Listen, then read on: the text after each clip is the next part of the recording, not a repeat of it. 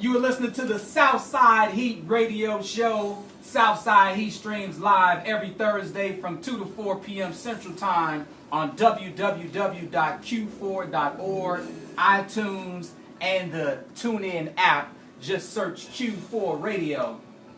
The big fella in the building, Antoine Walker. I am Clement Townsend. Glad to be back in the house. We got another awesome show for you folks.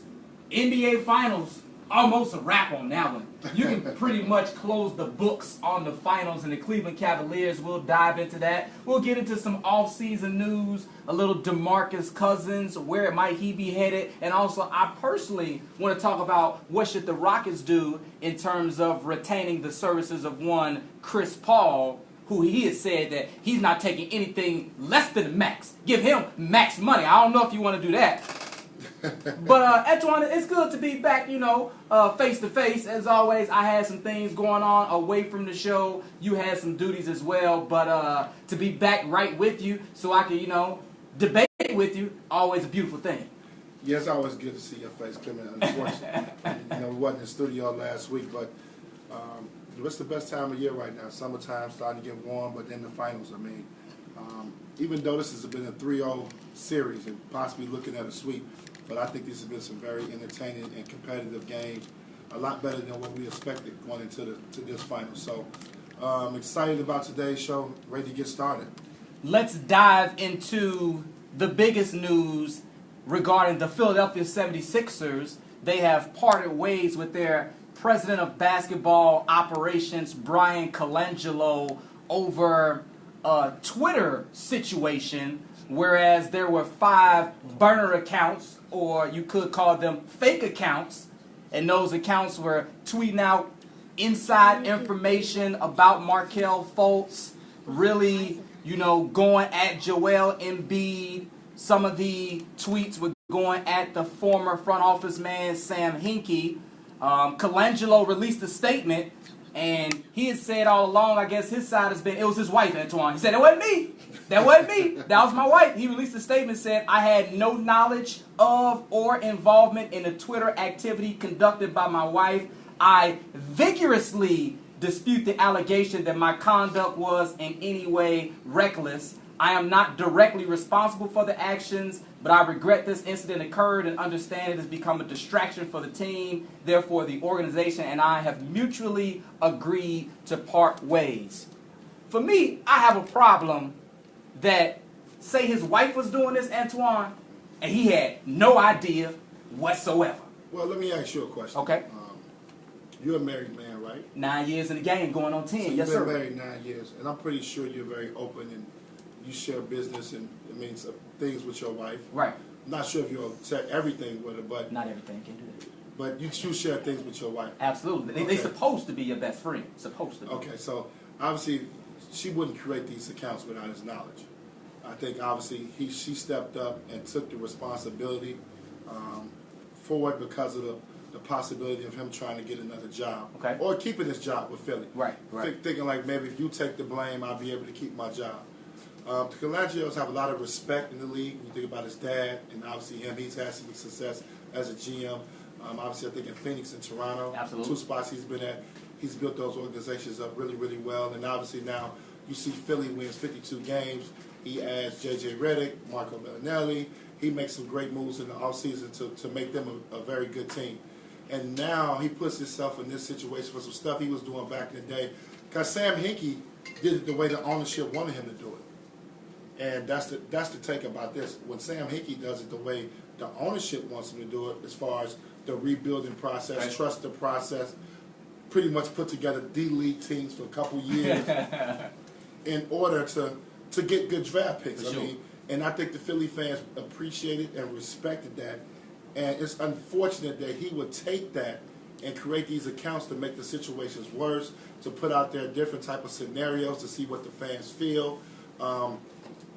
Protect himself, say good things about himself. Right. And I take it a little personal when I'm a little upset, obviously, about this, is because Jahlil Okafor, a Chicago kid, someone I know very well, right, is kind of caught up in that scandal. Yep. And I think, you look at that type of situation, how could you do that to a young ball player, an early draft pick, and say these things about him where he's not now getting the opportunity to play. And I think that carries over.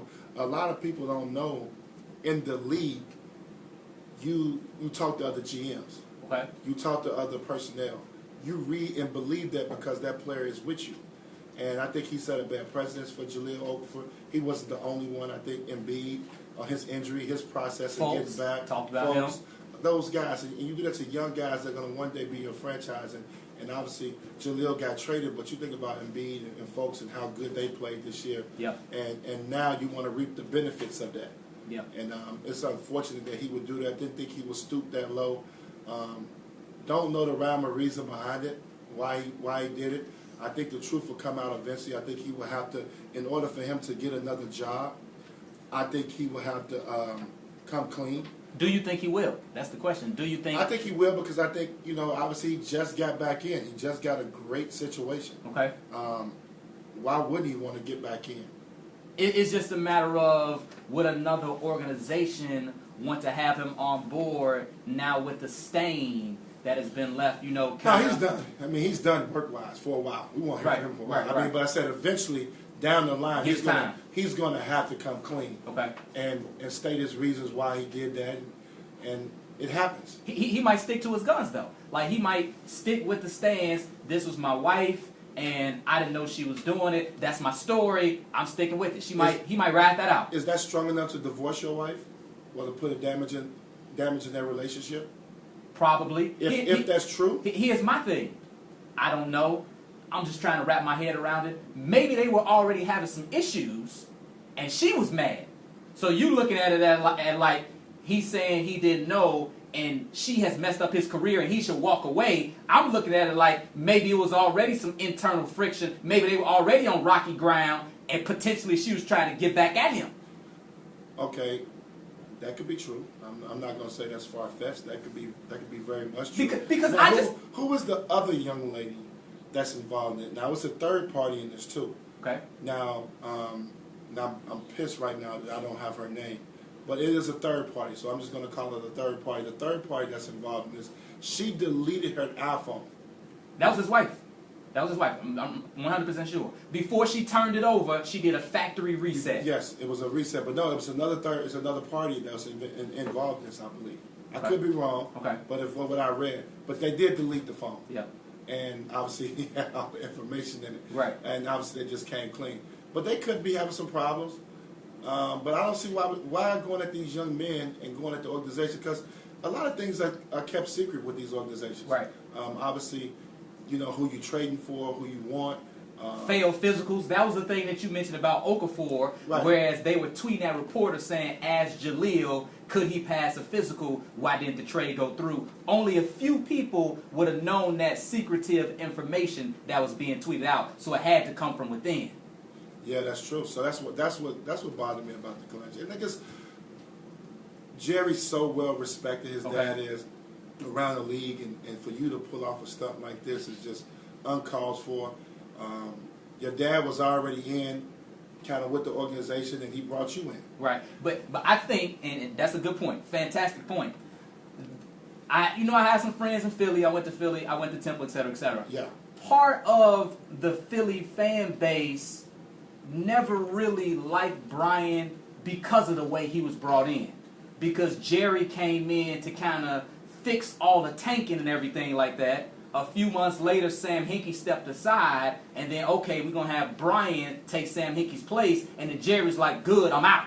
Like, Jerry stepped away, and I'm going to let Brian run it. So because he came in that way, I don't know if he was ever accepted. So now maybe Brian and his wife, they feel like they had something to prove, and they feel like they need to, show everybody what they've done, why you still holding on to Hinkie when we're here, we're doing that sort of thing. So the way he was brought in, I'm just trying to figure out why you would feel the need to do this type of thing, man. It's just bizarre, bro. Like, I know you on social media and some people, give you criticism about your picks, but I've never really seen you just firing back at folks and it getting to you like that. Right. Well, and you got to understand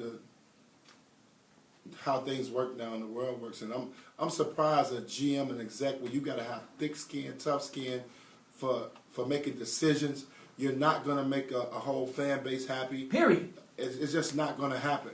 And to do that, to get their opinions and to fire back at certain comments, especially negative comments, or a move that you may have made or maybe thinking about, and to fire back and go back and forth with the fan base about these young athletes on this team that are giving their all, and they're basically believing in the organization they're going to do the right thing. And film schools are very private. Obviously, relationships that you may want to have with a player, GM, the player, that's a very private thing. These guys are probably sharing everything, and he's putting all the business out in the street.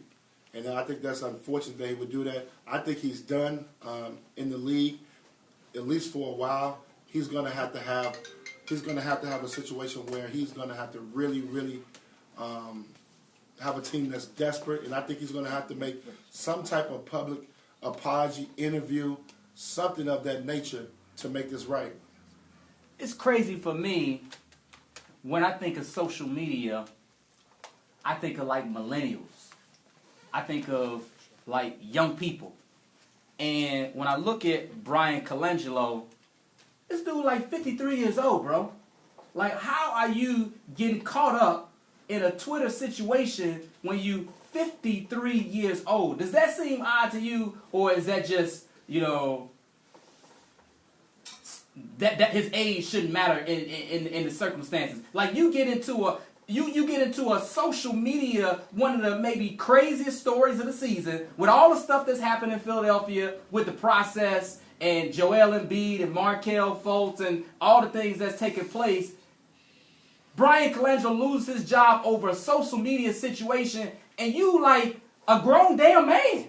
Like, if something happened with a player or a low-level member of the organization, we talking about one of the high-ranking team officials, 53, and you got a social media situation. Like, that's the stuff that the league try to tell players, right? Like, we try to get a player social media training. Well, usually you need social media training. Yeah, usually you have a social media policy. That's on day one that they give that out, and what you can tweet and how you can do your Instagram and all that. I mean, it's just a bad situation all around the board. I hate the fact, like I said, I took it more personal because I know Jaleel, you want the best for him, and obviously Embiid and folks, Markelle Fultz, you want those guys to have the best situation possible and the best thing. And I just know I've had my situations with Danny Ainge and thinking you have a relationship with a guy and he goes and trades you and does things behind your back. So I've been in those situations, and he may have hurt this kid's career. I think obviously Embiid is landing on his feet. Markelle Fultz the jury's still out on him. But Okafor has landed on his feet. He's a free agent this summer. Looking for a team with a lot of people probably thought he had a bad rap, so that's kind of great. It's crazy how God works in mysterious ways. Now he's maybe get a clean slate. He may not have to answer those questions when he goes to these free agent meetings with the teams. People are going to find stuff out, man. Did she not think this wasn't going to come out? Like, did she just think this was going to go under the radar forever? Like, this went on for a couple of years. Like, this is not something she just did for a couple of months, a few tweets. There were 5 accounts total. One that Colangelo owned up to, said he never tweeted from, and then 4 other accounts, and you repeatedly tweeting, sensitive information. If she thought she was defending the honor of her husband, you have to know at some point, if you keep doing this, they gonna track you, man. They gonna track you. And like, I'm sure you read the story, and for the folks that haven't, like, the accounts that she followed, the people were close to Colangelo, the stuff that was said, only certain people could have. They gonna find out, man. It's 2018. You know what? This actually may go back to what you said. It may be some truth to him and his wife having some problems, and everything not okay at home, and maybe she wanted to sabotage him. Maybe, think about it, maybe she did. I'm starting to put more thought into it, but maybe she wanted this to come out. Maybe she the one leaked it, that it does come out, that maybe he lose his job. Wow. You never know what could be going on at home. I mean, you got to put some thought, because you don't understand why you continue to do it. Let's say you did it in the beginning. Couple times. Yeah, you do it in the beginning, and you got the job, you move forward. You've won 52 games, you had a great year. This was not an up and down year. You made some good signings. Your signings were good.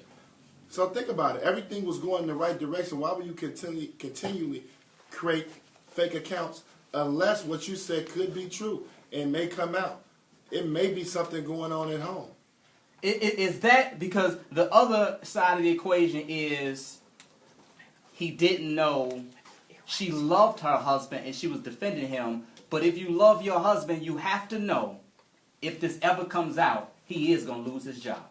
And I don't think she could be that naive to think she would never get found out. So that's what I'm saying. Maybe she wanted him to lose his job. Yeah. Or maybe it's really him. How about we look at that scenario? Maybe this is actually Brian Colangelo. Well, I guess he. Right? We can't dismiss that. He telling her stuff and she tweeting. Like he can't tweet it physically. The first thing I said is maybe he told her, look, you take the blame. Maybe this might be the way I can keep my job with Philly. Right. You take all the blame. Okay. And he still lost his job. Right. They still decided to go another way. He probably didn't think that they were going to investigate the way they as did. deep as they did. Yeah, because they went in. Yeah, they hired an outside firm and everything to find this out.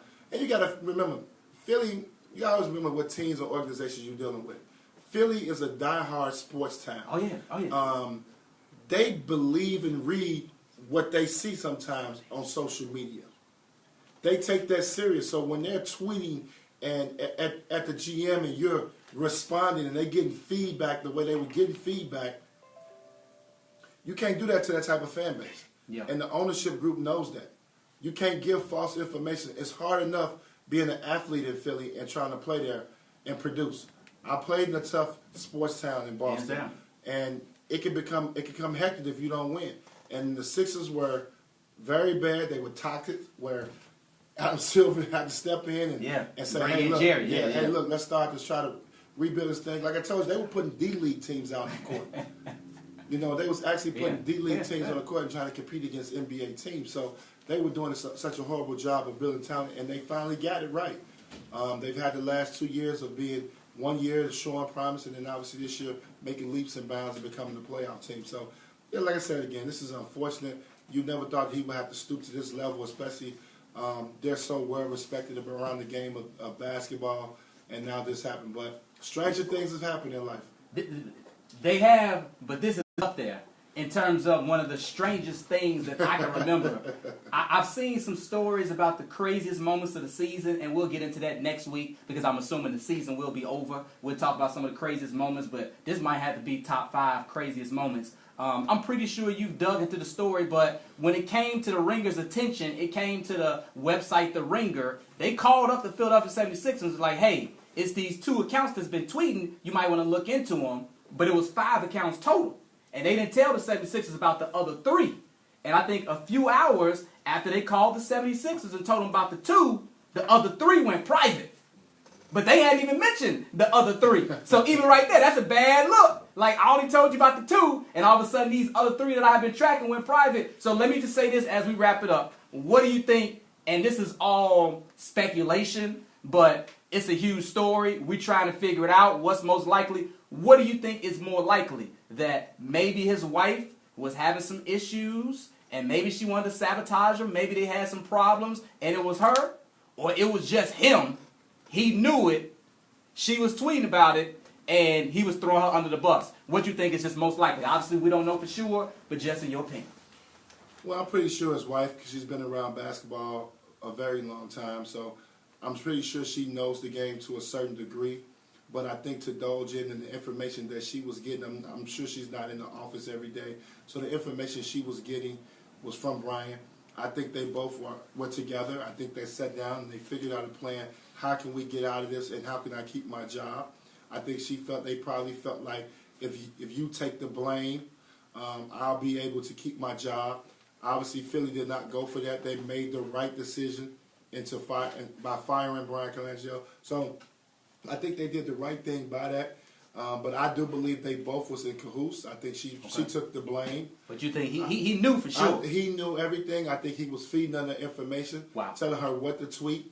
I do believe that. And I think they tried to figure it out. They had a couple days to try to figure out how we're going to get around this thing, didn't know what to do. And I think they was like, look, you just take the blame. And I could be totally wrong. And if a week from now we read that they're getting divorced or something like that, then I know I was wrong. But until that time comes, I'm going with that they both knew. They went cahoots together. He was feeding her the information to do it, and they got caught. And I think they tried to figure it out, and they was like, look, you take the blame for everything. I'm going to try to keep my name clear because at the bare minimum, I still want to be able to get a job. Yeah, I'm with you. I believe 100% he knew. There's no doubt in my mind that he knew what was going on. To me, you can't be married and this information be so private, so sensitive, and she been doing this for a while, all these different accounts, and you have no idea what's going on. She never told you. You never saw it. It never. No. Somebody even brought it to your attention. Even if she didn't tell you, somebody would bring it to your attention. I'm not saying, and this is this. I'm not saying his wife don't know sports. Right. I'm not saying she could be the biggest sports fan out here, but the information that she got, the personal information, came from him. Yeah. I mean, it's plain. That information came from him, and she's the one. He's the one that put it in there, tried to tweet it out. That's what I think. I just don't see her making this up by herself. And then they continually can keep it going. And I know why he kept it going. Because he wanted to know what type of job he was doing. He wanted to stay ahead of the game. Yeah. He wanted to see how the fans feel. He's got some decisions made. You got to think about it. He signed Embiid after playing 31 games to a $150 million deal. Yeah. You know what I'm saying? An extension, which everybody... Me and you both thought that was a little soon for sure for 31 games. Yeah. But I guarantee you he wanted the fans' consensus of that before he made that decision. The Jahlil Okafor trade, before you trade the third pick in the draft, you got to think about it. Opinions of other people shouldn't matter that much. If you're a GM and you're thick-skinned and you run the team, you should be able to handle your situation. But obviously he wasn't, and that's why they kept the accounts going. Yeah. And I believe they sat down, they thought about it, they looked themselves in the mirror. Hey, you take the blame. Let me see if I can keep my job, see if they go for it. They didn't go for it. And now he lost his job, but I think he was trying to save face with his name. Because if you notice in his press release, he was like, I'm so happy that you guys know it wasn't me. You know what I mean? In so many words. He was like, I'm happy that you guys didn't know that it wasn't me. Right. That his wife was taking the blame. Yeah. Well, yeah. So I just think they were together, and I mean, to death do you part, baby. That's what you say when you get married, when you at the altar, when you say I do. Crazy situation, man. Certainly not the greatest time, and they do not have a GM with the draft just 2 weeks away. The coach Brett Brown will run the team's basketball operations. A search for a new general manager will begin immediately, and Jerry Colangelo, the dad, will remain the Sixers' advisor through the end of the year. And before we get off the subject, let me take it a step further. I know there are rumors. I know LeBron James hasn't came out publicly and said that he wants to go to Philly, but the rumors is that's going to be one of his teams that he looks into. That can affect. Okay. That can affect a guy like LeBron James, who's very private to a certain degree. When it comes to stuff like that, he's a guy who looks at those type of situations to see if the front office and management is together. You look at Dan Gilbert, Pat Riley. He has relationships with the owners, the GMs. Right. He's that type of player. He took offense when David Griffin got fired. For sure. So he builds relationships with up top management. So that could be a huge reason why LeBron may not want to go there. So that's something to think about too. And also, you're going into a situation now. You got the draft. You have free agency. This could be the biggest free agent summer for you. You just made progress in making the playoffs, being the third seed, winning 52 games. And now you need to make sure you draft properly. But more importantly, you don't have a GM in place for free agency. That's tough. You got to be able to sign guys that, you got to get a GM that's going to feel comfortable going after free agents. Two of their better shooters, I mentioned this earlier, J.J. Redick, Marco Bellinelli. Those guys are free agents. Yes, sir. That you got to try to sign back.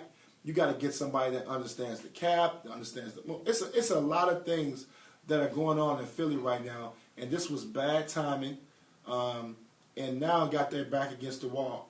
And it's going to be tough for Brett Brown because it's going to take them probably some time to hire a GM right away. And with the draft and free agency coming up, they may miss their beat. I don't know if it can happen. It may not affect anything, but this could possibly make them miss their beat as they try to improve their team. Well, it is time for us to step aside, but still to come, we'll dive into the NBA Finals. Could a sweep be on the horizon for the Warriors? We'll discuss that and a whole lot more when the Southside Heat comes back.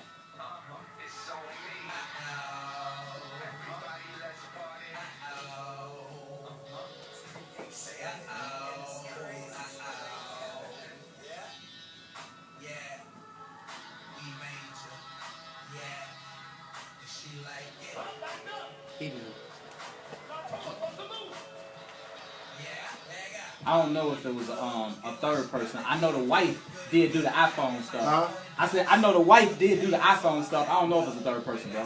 I don't know. But I know the wife did do that reset before she handed her phone over. That's bro. That's some What's crazy. a move? That's some crazy. You too old for that, Rob. That's what I'm. You too old for that, bro. To be getting into a Twitter situation, you and your wife, man. You 53, man. Twitter has opened up the availability for everybody to exercise their petty gene. It's no age restrictions, No. but when you think of social media, you think of millennials, you think of 20-something, 30. You 53, you and your wife getting. You got to take into account those who are young at heart. They have You grasped 53, tones of man. social media, and they use it just like a millennial do. Stick Even to worse. texting. You 53, man. You need to just be texting and talking. You shouldn't be Instagramming. You shouldn't be tweeting. You 53, His man. wife probably went home and used to have some real petty conversations, and Twitter is a way to do that without being caught most times. You got a ghost or a burner account. That's the wife right there. You said something? No, I was just saying, Bettini, whatever her name, she deleted the contents of her iPhone. Bettini or whatever. I wanted to know how old she was. She probably around the same age, 10, 50 something. And some people just like gospel too. They just like true. You 53, man. I need you to enjoy your life, man. He probably 53. was enjoying his life. He had the crib, had a couple of cocktails. I'm trying to be on cruise control, man. Messing with that nonsense at 53. He lost his job.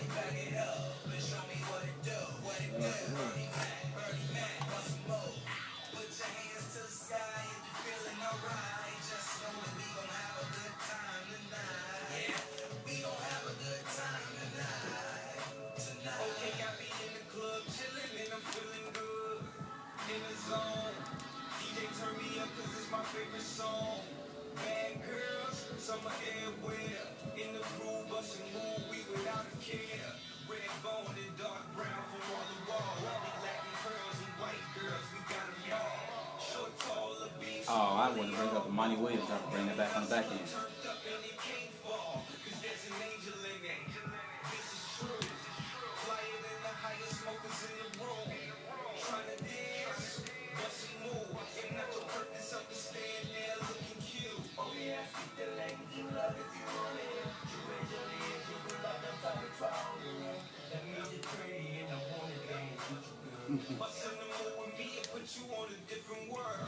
Spams and sauce.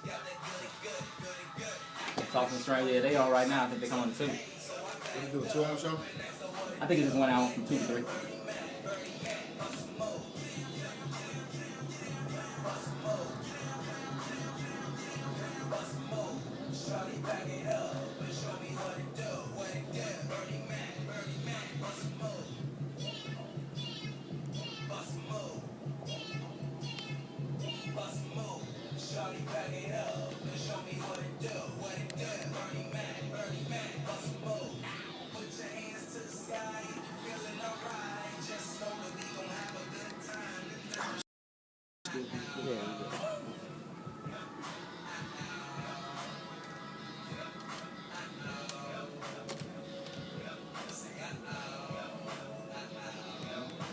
We're back on the Southside Heat.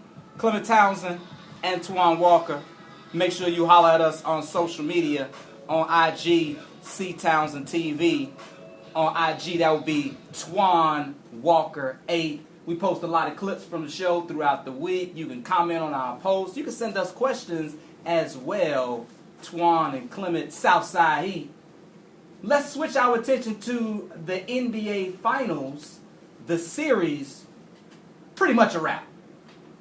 Cleveland down 0-3. Looks like they're going to get swept. Game 3, it was the Kevin Durant show. 110-102. KD playoff career high, 43 points. So efficient, Antoine. 6 and 9 from downtown. 13 rebounds, 7 assists. For me, the only question is, will Cleveland even get a game, or will we see the first sweep since 2007? And the last time we saw a sweep, back in 07, that just happened to be LeBron, when he got swept by the San Antonio Spurs. Will we see that again? No, I believe it's hard for me to say LeBron James will get swept. His will is broken. No, I wouldn't say his will is broken. I think he has to block out Game 1.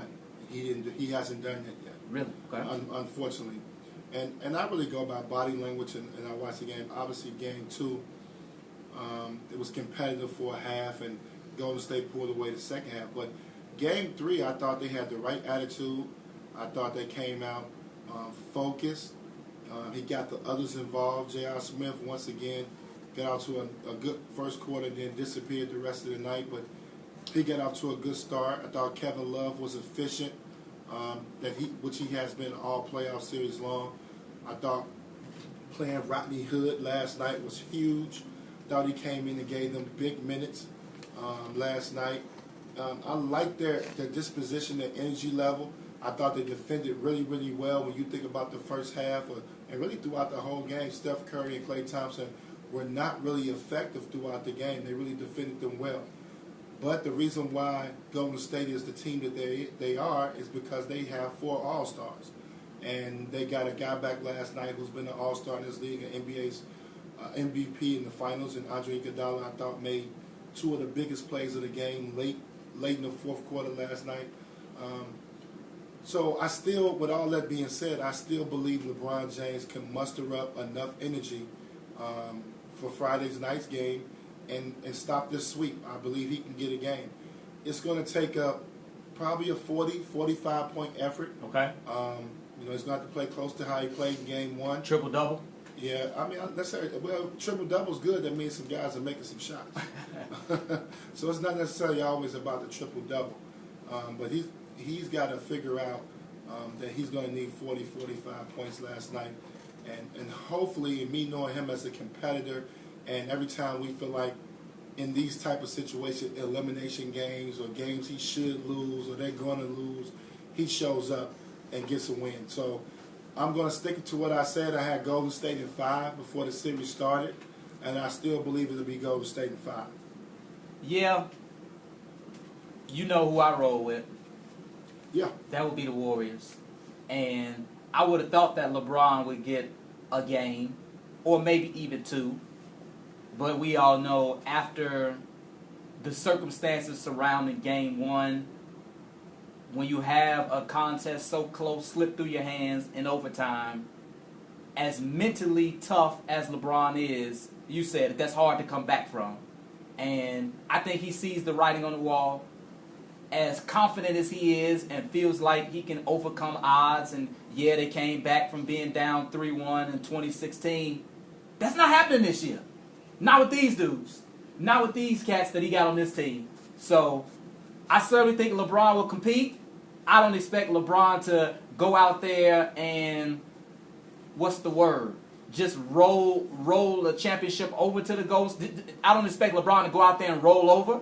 I expect him to try. But I think LeBron knows it's over with, man. And I got to kind of look towards next year. He won't say that because when you listen to LeBron in the press conferences, he says one of the things he does is, I have to stay in the moment. I have to be in the moment. But you said it, Klay and Steph were 3 for 15 from downtown. When those guys play garbage basketball, and I'm sure you heard Klay, he said it after the game, like, when we both play like trash, those were his words per se. When we both have an off night and we still win, that spells trouble. LeBron knows when you lock those 2 dudes down and you still end up losing at home, we got problems. So I think Golden State smells blood. They know they need to close the series out now. You don't want to get a Cavaliers hope. And I think that's a wrap right there. It looks that way. I think obviously when you shut down Steph and Klay and they're not able to to get off and then you still lose the game. I mean, that obviously hurts you. But I look at the whole series. I look at the 3 games, and I look at game 1, a game easily Cleveland could have won that game. Obviously, a bad fourth. I don't even get to overtime. A bad last 3 minutes in the fourth quarter, and then I look at game 3's game where the last 3 minutes of the fourth quarter was not very well for Cleveland. So they're in the game. Okay. They're giving themselves a chance to win the games. They got to be better. They got to be down the stretch. I thought LeBron was great in game 1 down the stretch. I thought game 3 he was not very good. I thought he had poor shot selection, a couple turnovers, not forcing his will, getting to the basket late in the game where he should have. If you look at game 1 and when they needed a big bucket game 1 late in the fourth quarter, he made 3 layups. Okay. And you look at him game 3, he took jump shots, a 30-foot three-point shot, never tried to drive to the basket. Got one, JR got a great look, missed a big 3. But it just was not the same LeBron James late in that fourth quarter. And unfortunately, playing Golden State, you have to be perfect, almost, to be able to beat them. You have to take advantage of their mistakes because their runs are so big. They can go on a 6-0 run. Easy. They make timely threes. So you got to be almost perfect. And I just felt like LeBron was not very good in that fourth quarter yesterday. I did not like the responsibility, and I'm not putting it all on him. But when you got a guy like Kevin Durant that's hot like that, you have to take that responsibility to guard him. But the energy level, though, I've been carrying these guys. You can't see that's the wrong mentality. And if you're great and you're the GOAT and you're the best player and want to be considered one of the best players that ever played the game, that's what Michael Jordan did. He guarded the best player on the other team. You know, that was something. And he also had another great defender with him that could take some of that responsibility. But when they counted, Michael Jordan guarded his man. Kobe Bryant guards his man. LeBron James standing on the corner guarding Andre Iguodala, who's not going to be a part of the play, baby, is not what you want him to do. Kawhi Leonard guards his man. He's been in the league a very short time, but he's also played in a ton of meaningful games. He guards his man. And that's the thing about LeBron James. You got to figure out where you want to exert your energy at. Sometimes you don't have to, and I look at his game, you don't have to bring the ball up the court. Every time. Every time. You have a point guard. You have other guys that can walk the ball up the court, get it to you in your sweet spot.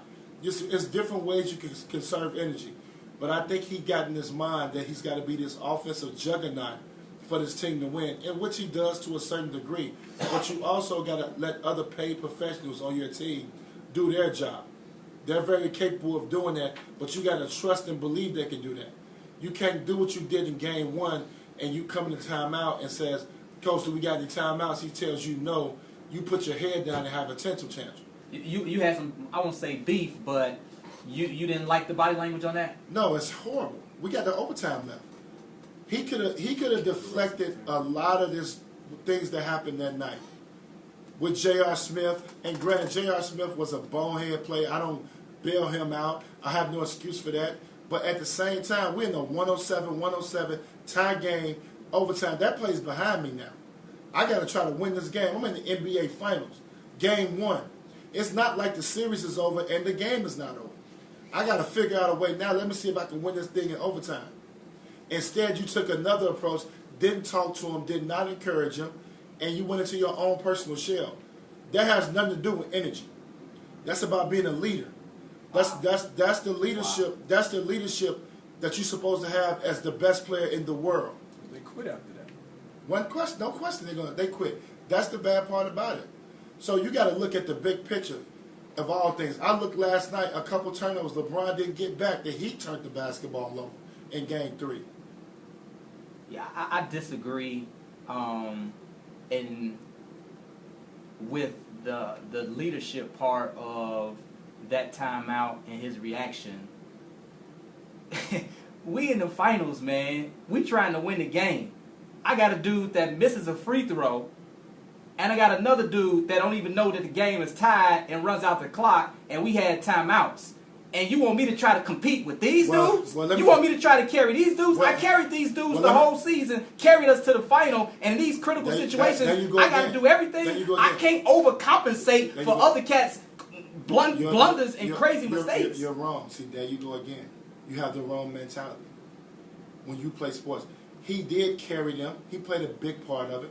He didn't beat Indiana by himself. He didn't sweep the Toronto Raptors by himself.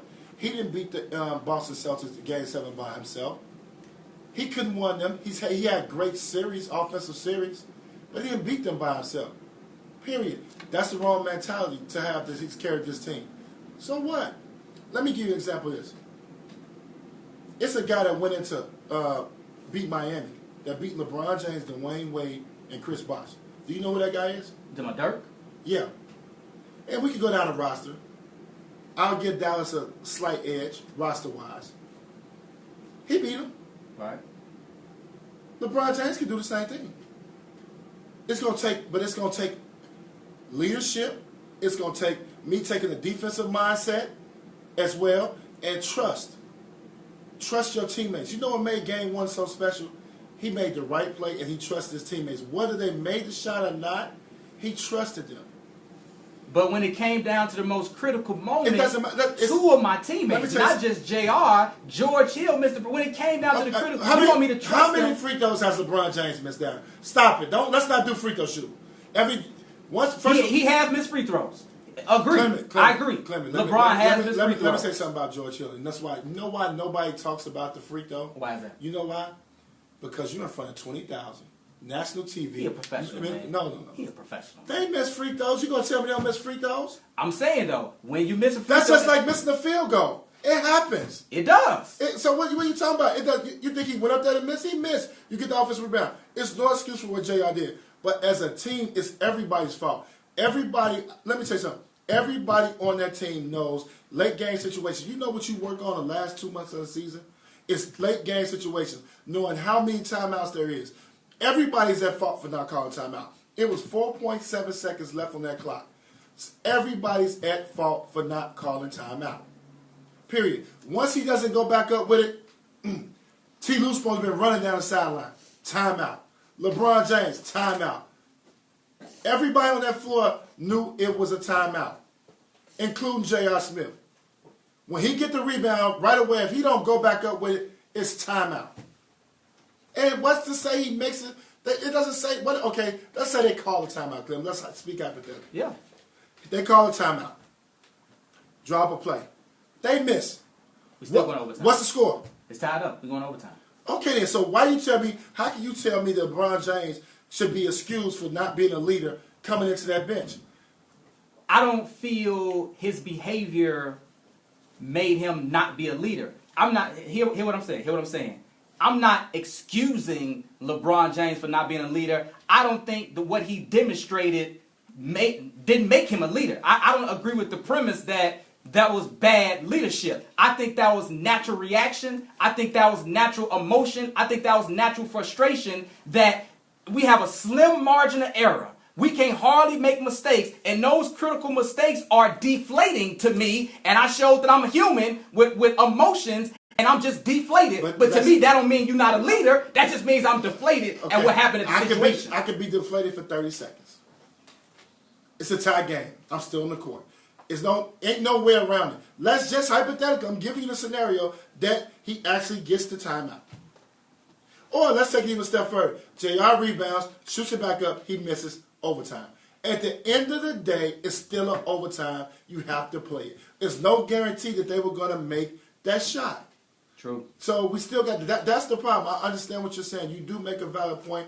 He is allowed to be upset, defeated at that moment. But I got to bounce back within 1 minute, pat my teammate on the back, say, hey, yo, let's go. Let's get them now. Because there's no guarantee that we were going to make that shot if we got a timeout. It's no guarantee J.R. Smith was going to make the putback. It's no guarantee. So what we got to do is live in the moment right now. And I blame T. Lue. That's poor leadership on his part. How about rallying the troops? That play behind us. Because guess what? Like you just said, that just threw George Hill free throw away. He's an 80% it's my point guard. I expect him to make that. And what's to say Golden State don't win at the buzzer if they go up 1? It's a lot of scenarios that could have happened in that situation. But I'm just saying, as a leader, my point is, as a leader of that team, of the Cleveland Cavaliers, and what you just said, all the things that he's done for that team, they look up to him. They go off his reaction.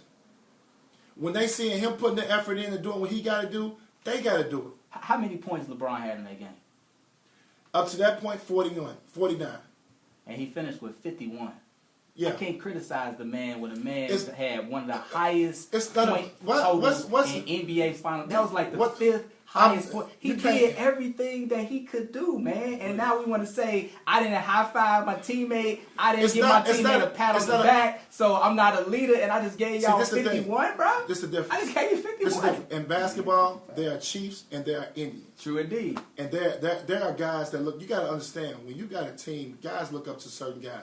You're not talking about the typical all-star. We're talking about a guy, arguably, we're going to say it's the top 5 player top three that ever played a game of basketball, whoever you want to rate him. This is not the typical guy. They're going off his emotion. When you go into a shell like that on your own, they're going to react to that. You got nothing encouraging to say to them coming out the timeout. You got nothing encouraging to say that, hey, it's 107. And I know this. I'm giving him a moment to where he can be upset. Yeah. I'm giving him that moment. Right. But at some point between that TV timeout and getting back on the court, I got to get it together and rally my troops. Because you don't know if J.R. Smith is going to hit that shot. Even if they take the timeout, you don't know if you're going to make that game-winning shot. So you may be going into the overtime anyway. Then to take it a step further, to further my point, it's down the line. After the game, you don't want to answer the question.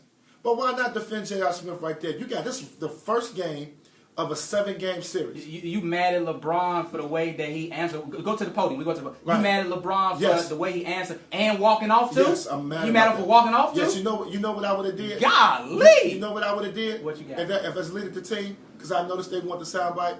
Hey, he made a mistake. We still with him. It's game one. Hey, that wasn't the reason why we lost the game. It's a lot of plays we can point to why we lost this game and leave it at that. Because guess what? When he does that, it silences. Everybody still in the morning and with all the tabloids and TV shows are going to go at J.R. Smith. But guess what J.R. read? Man, my man took up for it. I'm going to go get in the gym. I'm going to go do something. I'm going to play my heart out. I'm going to do something to try to make up for this. He got my back. Go ahead, Rob, because I know Rob been wanting to weigh in. Rob like double Dutch. Rob like, man, let me get in on this, man. Let me get on this. Go ahead, man. This dude ripping this man a new. That man had 51, 8, and 8, and didn't do nothing right. He wasn't a leader. He threw his teammates under the bus. He walked off the podium. LeBron James, man, he tripping out there. Like he cut off his nose to spite his face. When you make that when the free throw happens, when you don't make the free throw, then you make the bonehead play. The last thing you can do is pout on the bench when you still got overtime. You still got to go to war. The war's not over. And I'm not saying he didn't. You still need your troops. Do it publicly. He probably did it privately. We talking about JR? We talking about JR. They probably went to JR privately. Like, we're going to get through this dude. Come on. We done with that. Because he cool with JR. Right LeBron and JR super cool. He needed that on that bench right there. Yeah, he did on the podium. You saw him go to the sunken place. When LeBron asked that question and Tyloo was like, yeah, and LeBron threw the temper tantrum, you saw JR look and he went to the sunken place and he never came out of it. The rest of the whole team did. Everybody went to the sunken place after that because it was like, oh, man, LeBron. Now LeBron just showed weakness because he worried. Let me ask you a question. What's up? When you saw that, we saw this video go viral of LeBron's reaction in the timeout, correct? Right. Why did LeBron say, did that go viral? Be honest with me. Be honest with me, though. Why did LeBron say that? I hear that. We all know how TV goes. He's just not going to answer. I don't have an answer to that. Why did LeBron say that? I don't know. Okay, yeah, so why I guess he didn't want people to see that. I think that's where you're going. He didn't want people to see that. All right, that's cool. But I said there was something wrong with it. You just told me I'm crazy for saying there was something wrong with it. He know himself it was bad. LeBron likes to present a certain type of image. So that didn't portray him in the best light. But hang with me on this, though. Did we see the whole timeout? Because I'm pretty sure we've all seen the video, and what we saw was like 20 seconds, like 30 seconds. So we saw him go to the sunken place. I agree. I'm not disputing what we saw and what you all are saying. But did we see the full timeout? Can we say we saw everything that happened? Am I right? No, you're right. But I know you fight me on this. Hands down. Because I don't think that point listen. made him not a leader. I disagree wholeheartedly with that premise that LeBron is not a leader because he ain't pat his dudes on the back, because he ain't put dudes on his shoulder, because he ain't, you know what I mean, wipe off the sweat off dude's face. Like, come on, man. Because he ain't tie dude's shoes. LeBron ain't tie their shoes up, man. So he not no leader. Let me ask you a question, though. And I think, just in your overview of the 3 games, I know you're a huge fan of Golden State. Don't go huge, man. Come on, man. Don't No, exaggerate. I mean, you're a huge fan of Golden State. I like the Golden State Warriors. I wouldn't say a huge fan. You're a huge fan of Golden State, which is nothing wrong with that. I mean, there's nothing wrong with it. You can't act like I'm from the Bay Area, man. I'm from the south side of Chicago, man. Not no damn huge Warriors fan, man. Let's not get it twisted. I like the Warriors. The word fan in of itself is fanatic. So to go huge fan makes it seem like I'm over the top, as if I got a damn Warriors bumper stick on my car, as if I got a damn Steph Curry poster in my room. That's not the case. Well, if you want to downplay, My license plate don't say Steph and Aisha. That ain't what my license plate say. listen, I'm not going to argue with you how big of a fan you are for Golden State. You can downplay it how you want to, but at the bottom line about this series, and we're going to get into this as the show continues, and I wanted your take on some of these things. The talent is too lopsided. 100%. And last night was a carbon copy of the Golden State team that we saw play the last 4 years. 6 guys in double figures, 27 assists. They only make 9 threes, but make timely threes. That's the team that we saw pretty much all season, for the last 4 years. Where you look at a team like Cleveland and LeBron and what he's been able to do, when his team has been great. But see, I got Kevin Love as a legit all-star, and he's played like that in the finals. He's averaging probably 20 and 10 in the finals. But when you got other guys, and Clement, you remember when we first started doing SouthSideHeat, I talked about guys always said, well, we got to add somebody. We got to add this person. And remember, I always tell you, I said, what about the guys I just gave this $50 million to? What Gave about money him? to Tristan. Yeah. What about him getting better? No, but I look at J.R. Smith. My starting 2 guard can't be averaging 8 points. He got to give me something.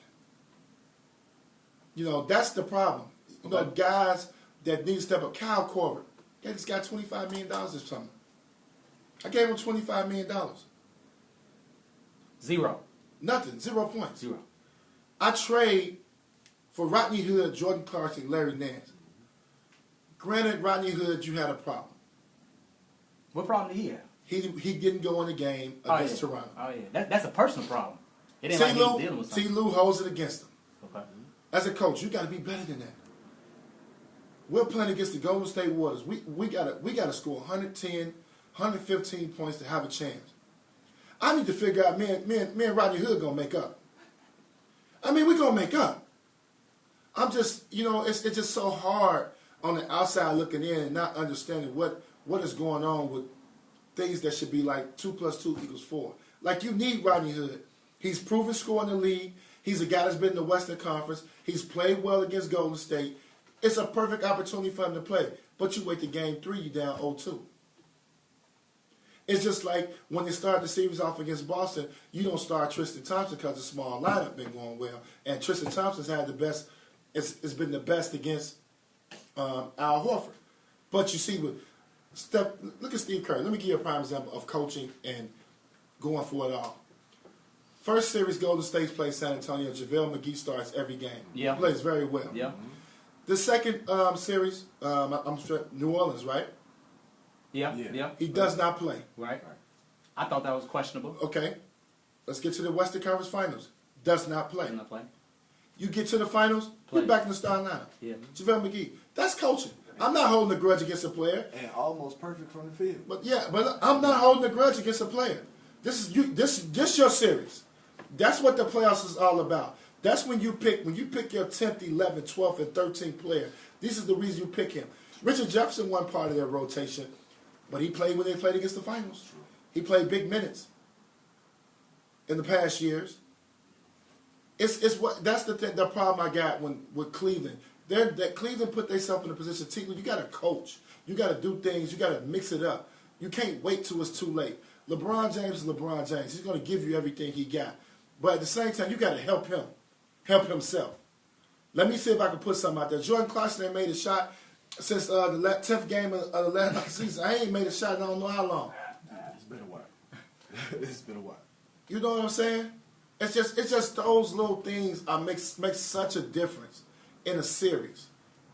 You gotta. That's what it's all about. That's what made Phil Jackson and Popovich, the coaches that they are today, making the small strategic moves throughout a series. So what are you saying overall? I get what you're saying in terms of T. Lue certainly needs to make better decisions with his personnel on this roster.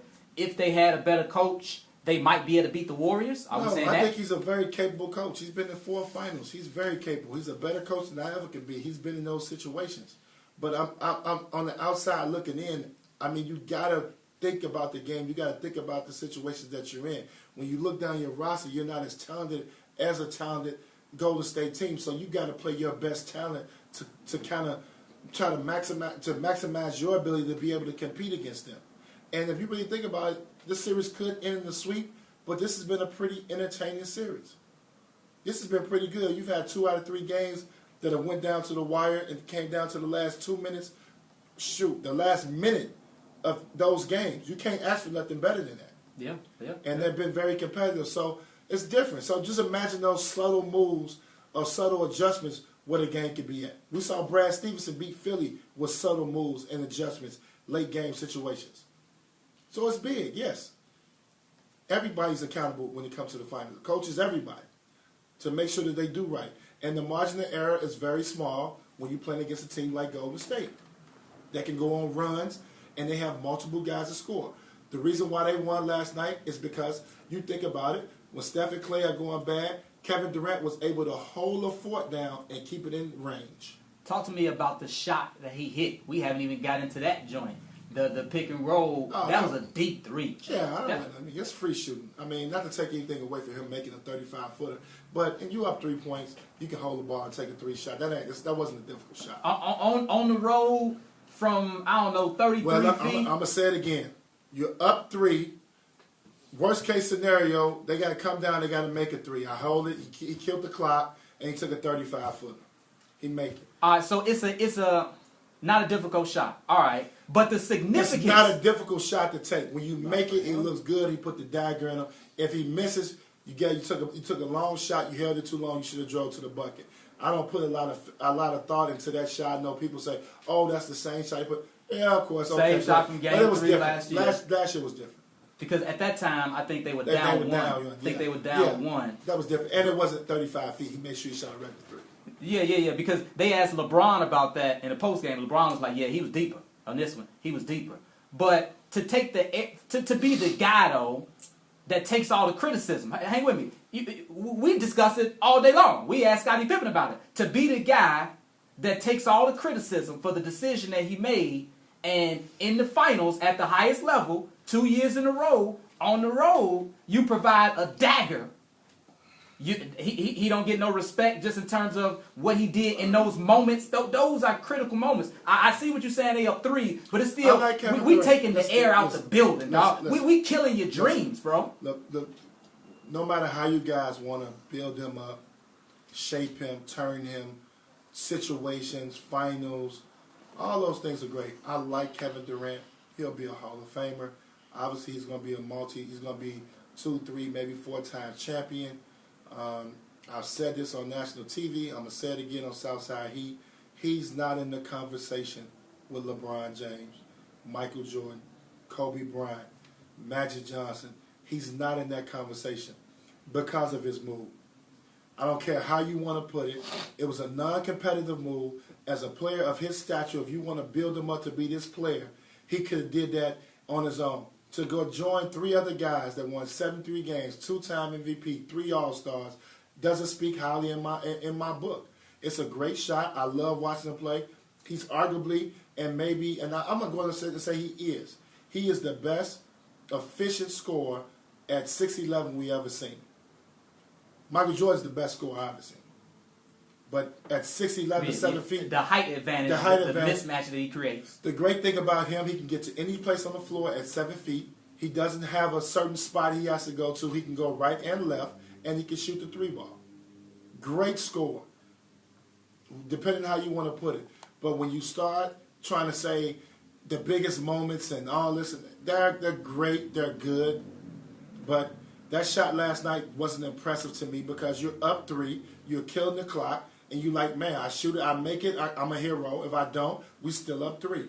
The shot the year before, ballsy, big time. Pull up on the break for 3, you down, taking care at the moment. The pressure that he had to deliver last year, 100%.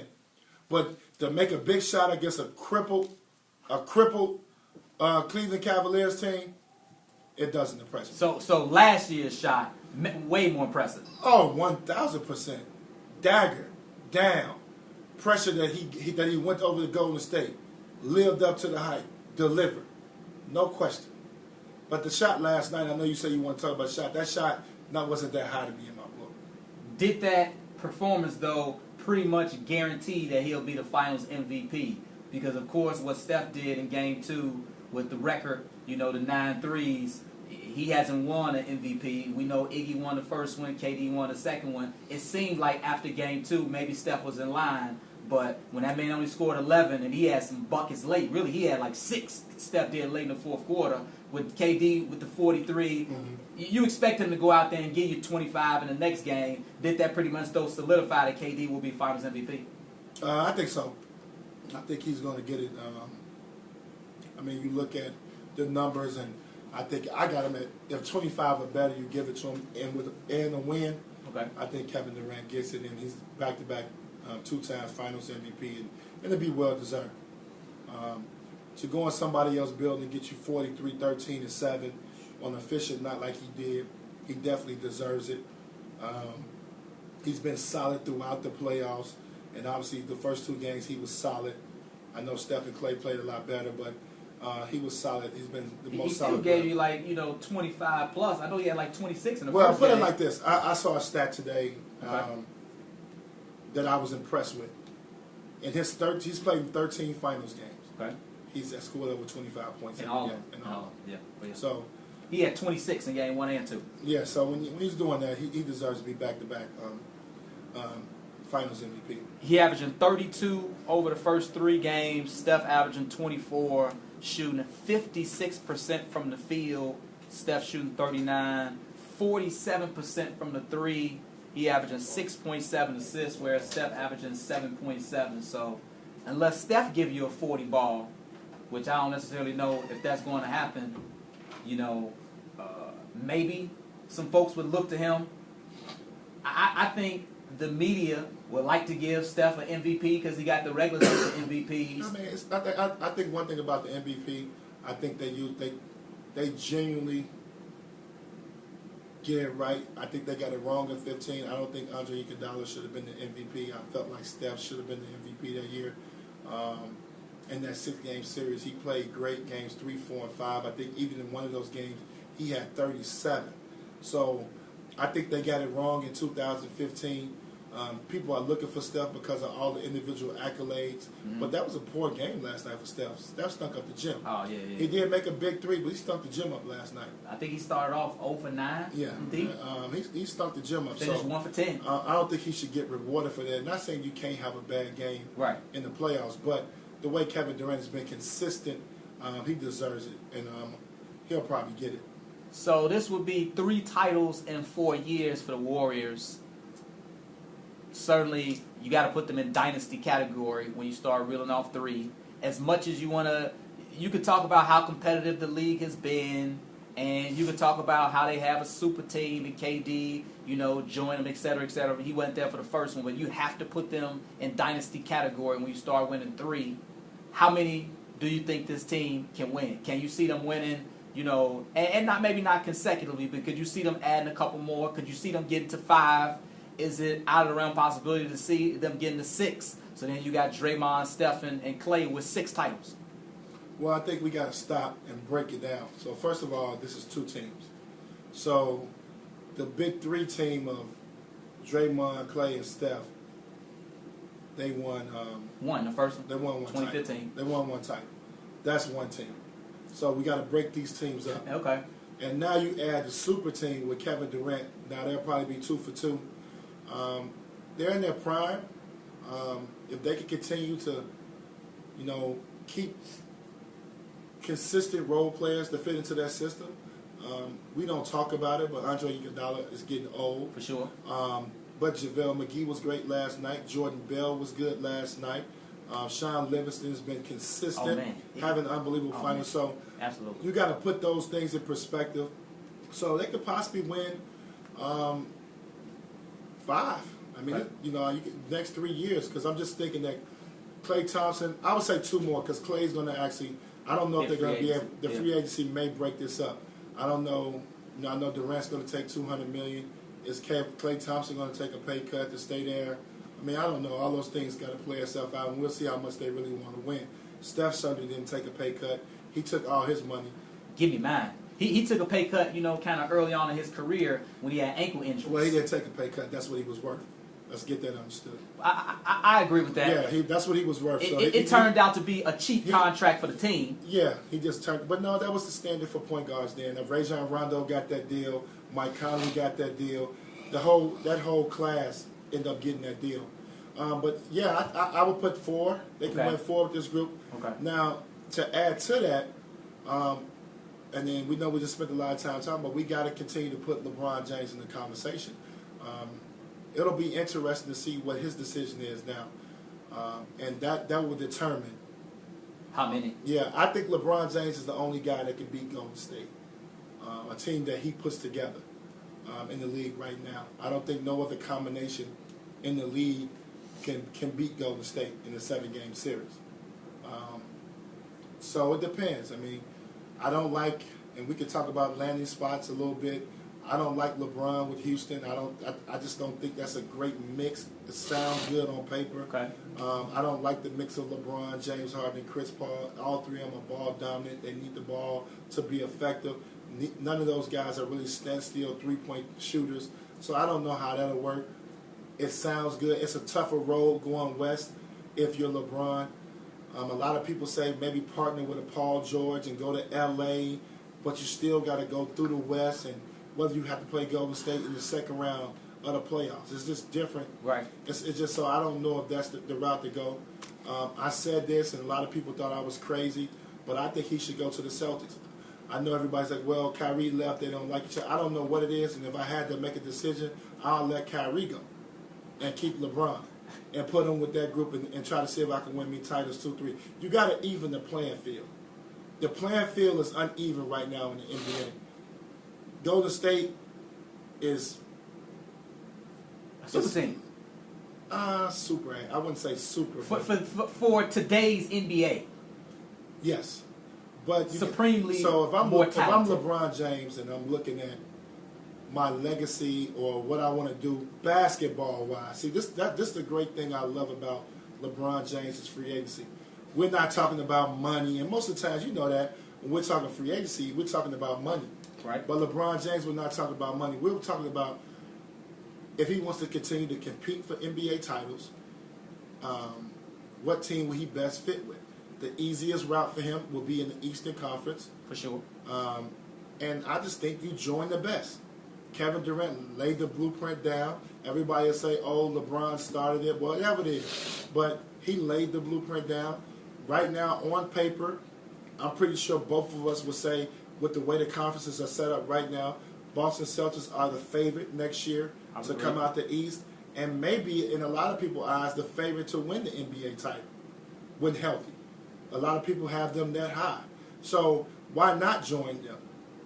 Why not see if you can go there and see if you can? You got some young guys. You got the youth you've been looking for. See, the biggest thing with LeBron is you can't play 82 games anymore. Those days are over with.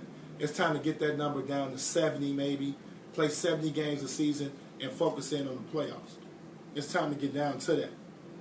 And I think that's what LeBron needs to be doing. He needs to get to that youth and get to those guys. I don't think home court advantage matters to him. I think it does matter as a whole. But it would have been nice to have in this series. I thought Houston did it the right way and gave himself every chance. LeBron James has been the one guy over his career that has shown that he can go on the road and win. So I just look at those things. But You know, right now Golden State is the favorite Yeah. for the next couple years when they stay intact, and they can win 4 or 5. Clement, they can win 4 or 5 championships unless LeBron James is able to partner with another superstar and a collection of young guys that want to win a title. I think LeBron is staying in the East. I just think it would just be too much of a chore. I don't see why at this age, and we've discussed. Well, let me ask you a question. Okay. If you were LeBron, would you leave? If I was LeBron, would I leave?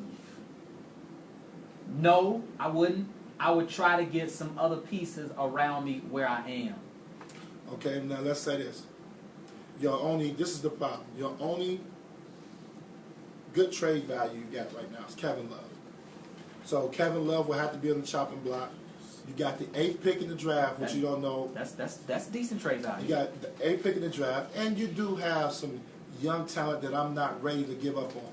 And what I mean by that, I think Rodney Hood could be a good player in this league. He's proven that and shown that. I think I wouldn't give up on him. I know we just talked about him a little bit in his role. Jordan Clarkson, contract maybe is a little too high. Okay. You know, he's making 10, 12, 13 million.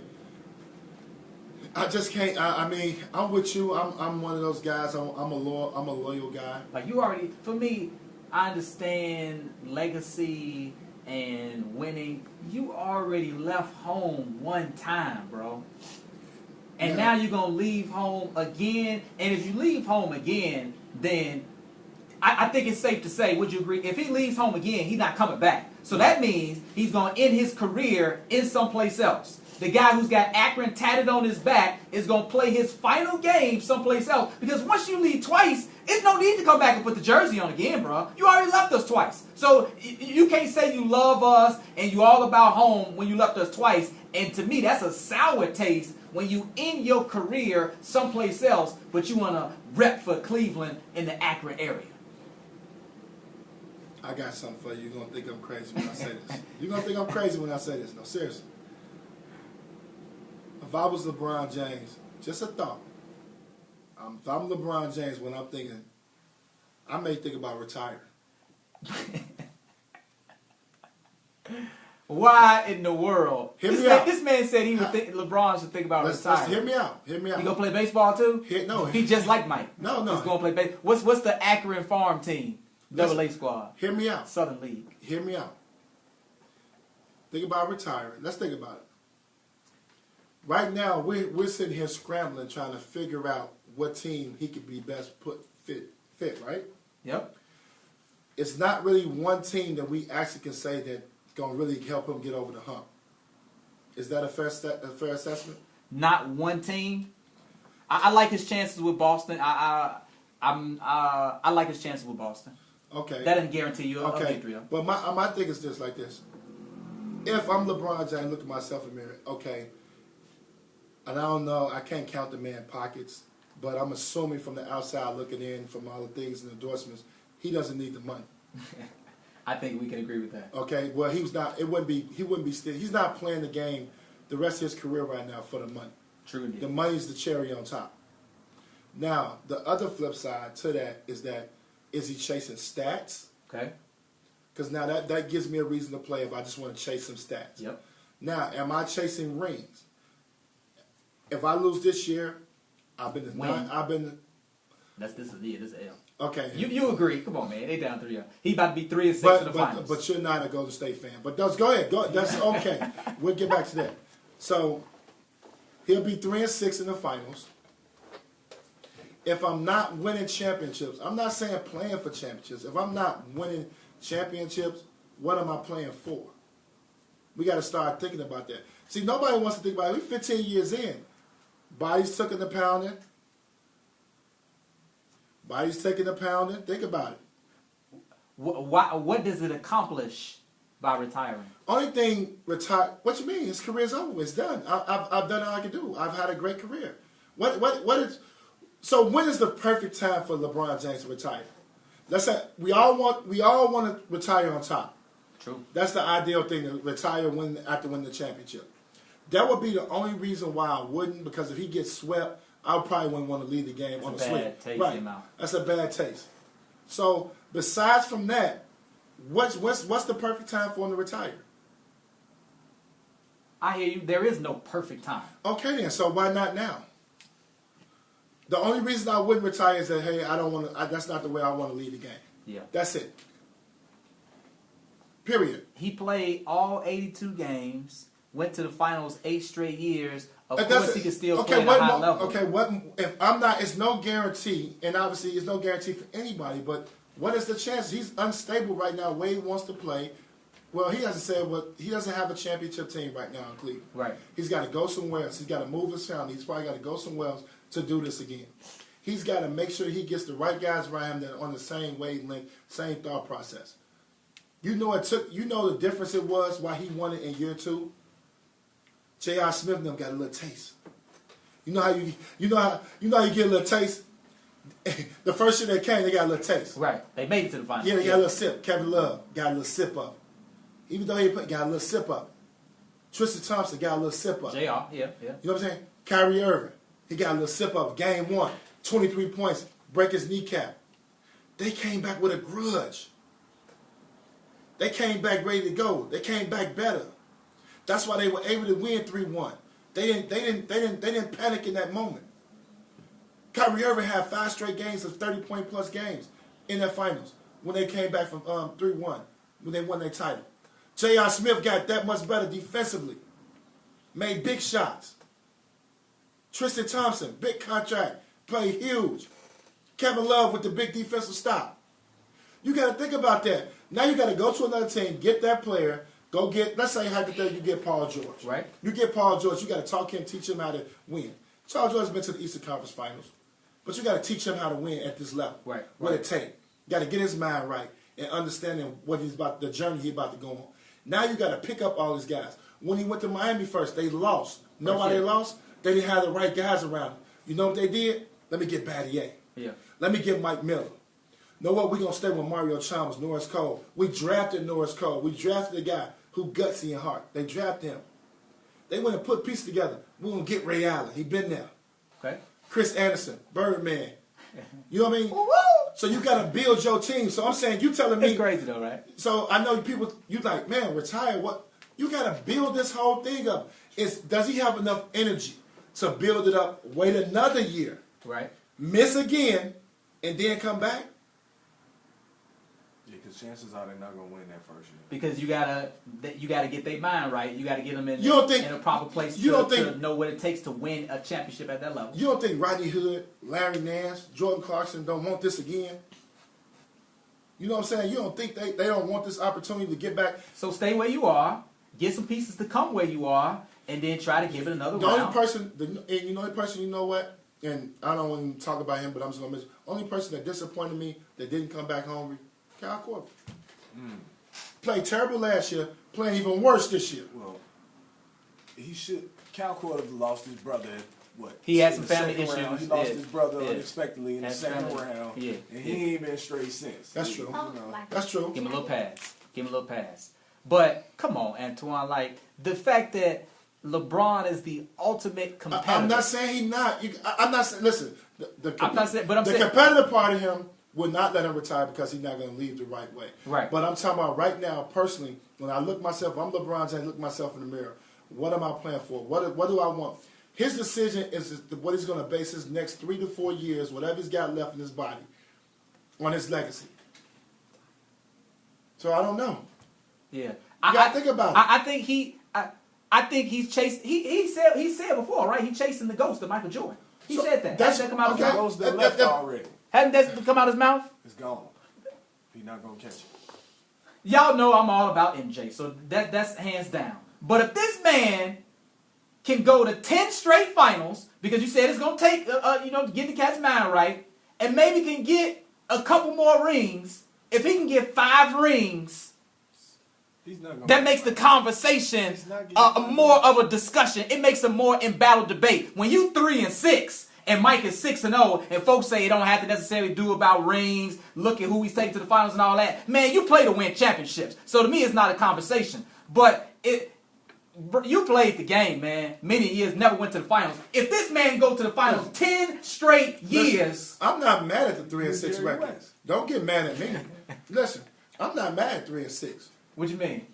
I'm not mad at 3-6. I hold 3-6 in the finals just as the same as a 6-0 Michael win. I keep it the What you mean same. by that? I, You heard he said, how you hold undefeated the same as 3-6? Because I respect the fact, and I know. See, this is different from a person outside that's never played the game. Yeah, you understand? you've been through the grind. I respect the fact to be able and to go 8 in a row is unbelievable. He's setting the precedent on his own. Period. But to be able to get to the finals every year and give yourself the ultimate chance of winning the title, it holds a lot of weight. A lot of guys don't even get there. In the whole career. You don't think a Charles Barkley would love more than one opportunity of playing in the finals? You don't think Karl Malone would like more than 2 times of playing the finals where he played Patrick 3 Ewing? times? Played 3 times. Yeah, Patrick Guys, Ewing, you don't he ain't go understand. no, he went a couple times too. When you He take, lost to the Rockets when though you too with taste Michael that, Jordan. yeah, it's like, okay, that's like Kobe Bryant, 5 for 9, right? Correct? Kobe went 9 times. No, he went 7. He went 7. He 7. 5 and 2. 5 for 5 and 2. Yeah. 1-5, lost 2. Okay, Yeah. that's like to play a. If you're telling me I'm playing a 15-year career, think about it. He's played 15 years, been in 9 finals. So you don't think that make you a lovable loser at some point, like Jerry My West? man said that's Think about the Lakers. No. The Lakers back in the 60s, in the 70s. It depends because we always got to look at who you're playing against. Because you got to think about this. You got to put yourself in the Utah Jazz situation. It's unfortunate. You went back to back. You put yourself in a great position. You played against Mike, the GOAT. Great series, entertaining series, Yeah. 6-game series. Very competitive. Could have went either way. That was there. That was good. And the thing about when you think about Michael and them in the competition, think about it, they played the Lakers, tough. Had to play the Lakers. They played Seattle, tough. Sean Kemp. Portland Trailblazers, Portland Trailblazers, tough. You know what I'm saying? Utah twice, tough. Phoenix. Play Charles. No, think of the opponents. LeBron James is playing against what you say about the Golden State, arguably One of the best teams ever. the best team ever, 4 times out the 9. Shit, you got to give me, come on, man, you got to give me something. Right. And I'm going in there, and I'm not going to say that, but let's talk about how he went in the finals. And let's just lay it on the line.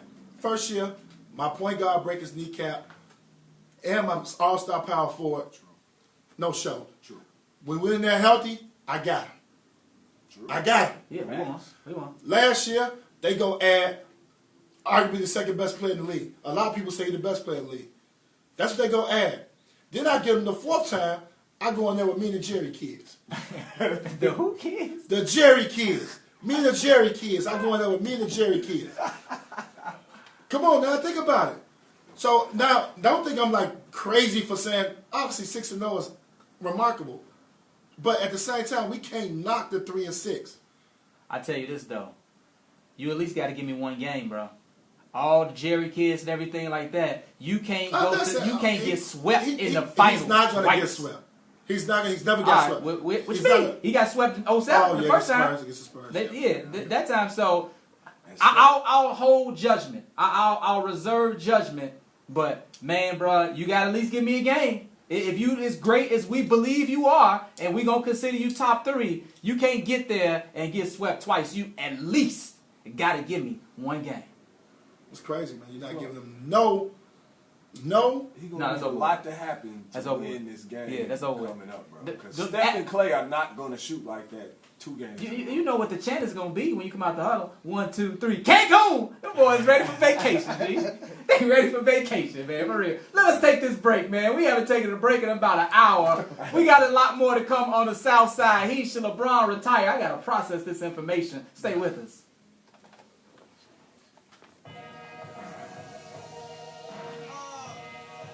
You just want to go the whole show. My man just want to slide through the whole show. Running. We took a break like an hour ago. Man. That's crazy. I like it Think though. about it though.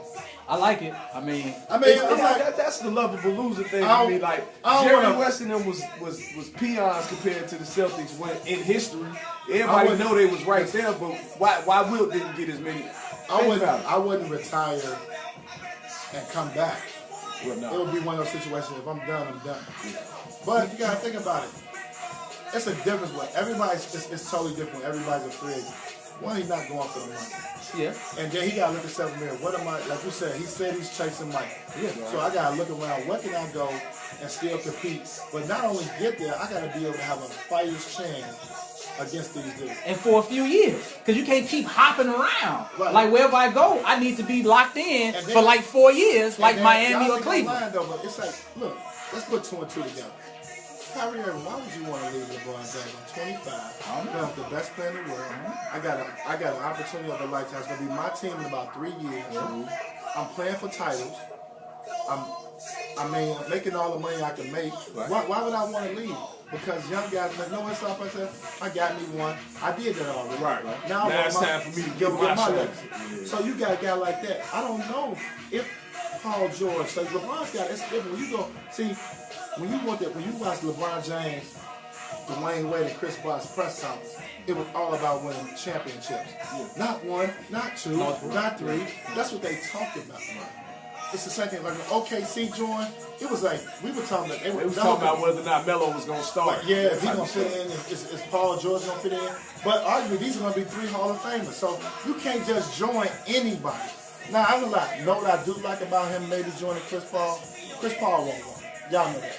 Yeah. And he's willing, I don't know if his body will hold up, but he's willing to do whatever it takes to get fired. I don't know if Harden is at that. Harden might be cool in his lane. He might be in his lane. I don't know that. So who out here, you gotta figure that out. You gotta remember, LeBron gotta figure that out first. Yeah. It's like Philly. I don't like Philly. I don't know if I want to go to the finals with Ben Simmons who can't shoot. Not saying he won't improve. Embiid, Draymond Green may bomb, get up underneath him. Anything he done. I mean, you don't know what. Like I don't know if I want to go with that young group and get them in a championship mindset. That's why you think Cleveland has got there 4 straight years. LeBron has molded them boys into a championship mindset. True. Then he changed the culture. You right. You gotta remember that he molded those guys. They was losers the year before that. J.R. Smith never wasn't playing on good teams. Knicks losing. He got to the finals, man. They taste a little bit of that champagne. Just taste a little bit of it. Right. Yeah, I'm gonna let you taste a little bit of it. You know what I mean? Yeah. We ain't drinking Voodoo no more. We're drinking Ace. Drinking that Ace right here. Upgrading. Nah.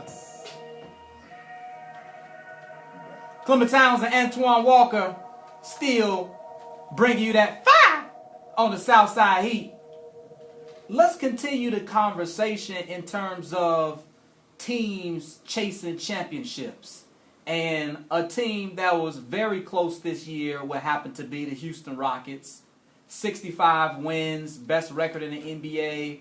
Took the Warriors to 7 games, had game 7 on their own home floor there in H-Town, but they didn't have a star player, Chris Paul. And now Chris Paul will be a free agent. Mm-hmm. Chris Paul, I believe, tell me if I'm wrong, is head of the Players Union. I think maybe he might be the president and LeBron is the vice president. And there have been quotes out there that Chris Paul says he wants the max. Mm-hmm. Chris Paul is 33 years old. The max would be about 5 years, $200 million or so, something close to what Steph got. On the back end of that contract, the years 4 and 5, you paying him like $40 million, like $45 million, something like that. I feel like the Rockets' window is so slim. And Chris Paul has never really been a durable player. I looked at it. Chris Paul has only played 82 games one time. This year, he played 58. If you remember, from the very beginning of this year, after the first game, he had like a knee injury, like a bruised leg, and he missed 14 games. He had a knee injury. The last couple of years, he only played 60, he averaging 60 regular season games, and then when we needed him the most, game 6 and 7, he had a hammy. Why in the world would I give him 5 years the max, and he's only going to get older, and he's already shown a history that he can't stay, healthy. Even when you think about the Clippers a couple years ago, when I think he had like a hand injury against Portland, I believe is what the series was. But he's had an injury history. I know Daryl Morey is all about titles, and I do think that Houston is close. They're one of the closest teams to the Warriors, but to me, giving Chris Paul that max deal would be setting yourself up for failure when you might only get one good year out of Chris Paul next year, and then you paying that man, out the trunk, buku dollars. I do agree with you to a certain degree. Max contract, I would not give to him. But it's two parts to this thing.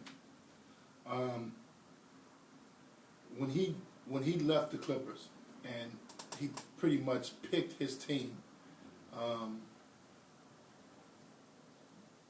the deal was already done. So I do think they have an underlying deal in place. Like, we'll give you the max if you come in. Well, the way, and I'm a big guy. I listen to press conferences, and you hear Mike D'Antoni. You go back to after they lost Game 7. He talked about, we made a great run. We pushed them. We did what we wanted to do. We got to get better. Chris and James know they got to come back. But to say Chris is coming back and he's going to free agent year, you kind of got an underlying deal. I hope it's not the max. I'm for players making all the money that they can make. I'm behind that 110%. I would never stop a player from making that type of money. But if I'm running the organization and with Chris Paul injury prone and maybe just got bad luck, I'm looking more of a 3-year deal. I would say a good number for me would be a 3-year, $90 million deal to a $100 million deal. I'm about to say, they gave Kyle Lowry the 100. Yeah. So if I'm Chris Paul, I at least got to get what Kyle Lowry got. I'm looking at 3 years, 100, fully guaranteed. If you want to throw a 4th year on there as a player, as a team option, okay, with the big number, that's cool. But when you start talking $200 million and not knowing if you can get over the hump with a guy, I think Houston will be handicapping themselves. I think more importantly, I look at Houston's roster. I look at Clint Capella as a guy they're going to have to pay. He unrestricted or is he restricted? I think he might be. Not sure. I think he might be restricted. I'll check it as you But you got Clint Capella that's going to come up. You got to pay him. You have Trevor Ariza, who's 33, 34, is getting old, as your primary defender. Not saying that he can't not defend, but he was in foul trouble a lot. Looked very sloppy in guarding Kevin Durant throughout that series. So you got to make a decision on him, how much money you give him. I think Trevor will be a guy they'll be able to get at a discounted rate. I think he likes the situation in Houston. I think they may can get him at a discounted rate. Gerald Green, a guy that they picked up, 2 months into the season, they're sitting at home. How much you pay this guy, you never know what team may come out the blue and, offer Gerald Green a $20 million contract. You don't know if that can happen. He played well enough this year for them off the bench. So if they're not able to get LeBron James or any type of big-time free agent this summer, I don't know if you want to wrap that kind of money up because you exerted so much energy to get the 1 seed. It took you 65 games to get the 1 seed, and you didn't take advantage of it. And I don't know if Houston wins 5 and 7 on the Golden State floor in the Western Conference Finals. Yep. In Arco, I don't know if they win that type of game. So they have to be very cautious. I do agree with you. A max deal would be, I think, detrimental to the team. It would put them behind the 8 ball a little bit. Wrapping that type of money up in 2 ball players, I think with Chris Paul, you offer him a 3-year deal. Big money, he make 24 this year, so he's never made $30 million. Okay. So you look at, starting him at $30 million, maybe, get him a 3-year deal, and like I said, a 4th deal could be one of those a big 40. He could have $40 million on the table, and it could be a team option deal. But like you said initially, though, there probably was an understanding. So how do we go back on the understanding? If you come, we'll give you the max deal. Now all of a sudden, can't do the max. We can give you 35 though. How that sound?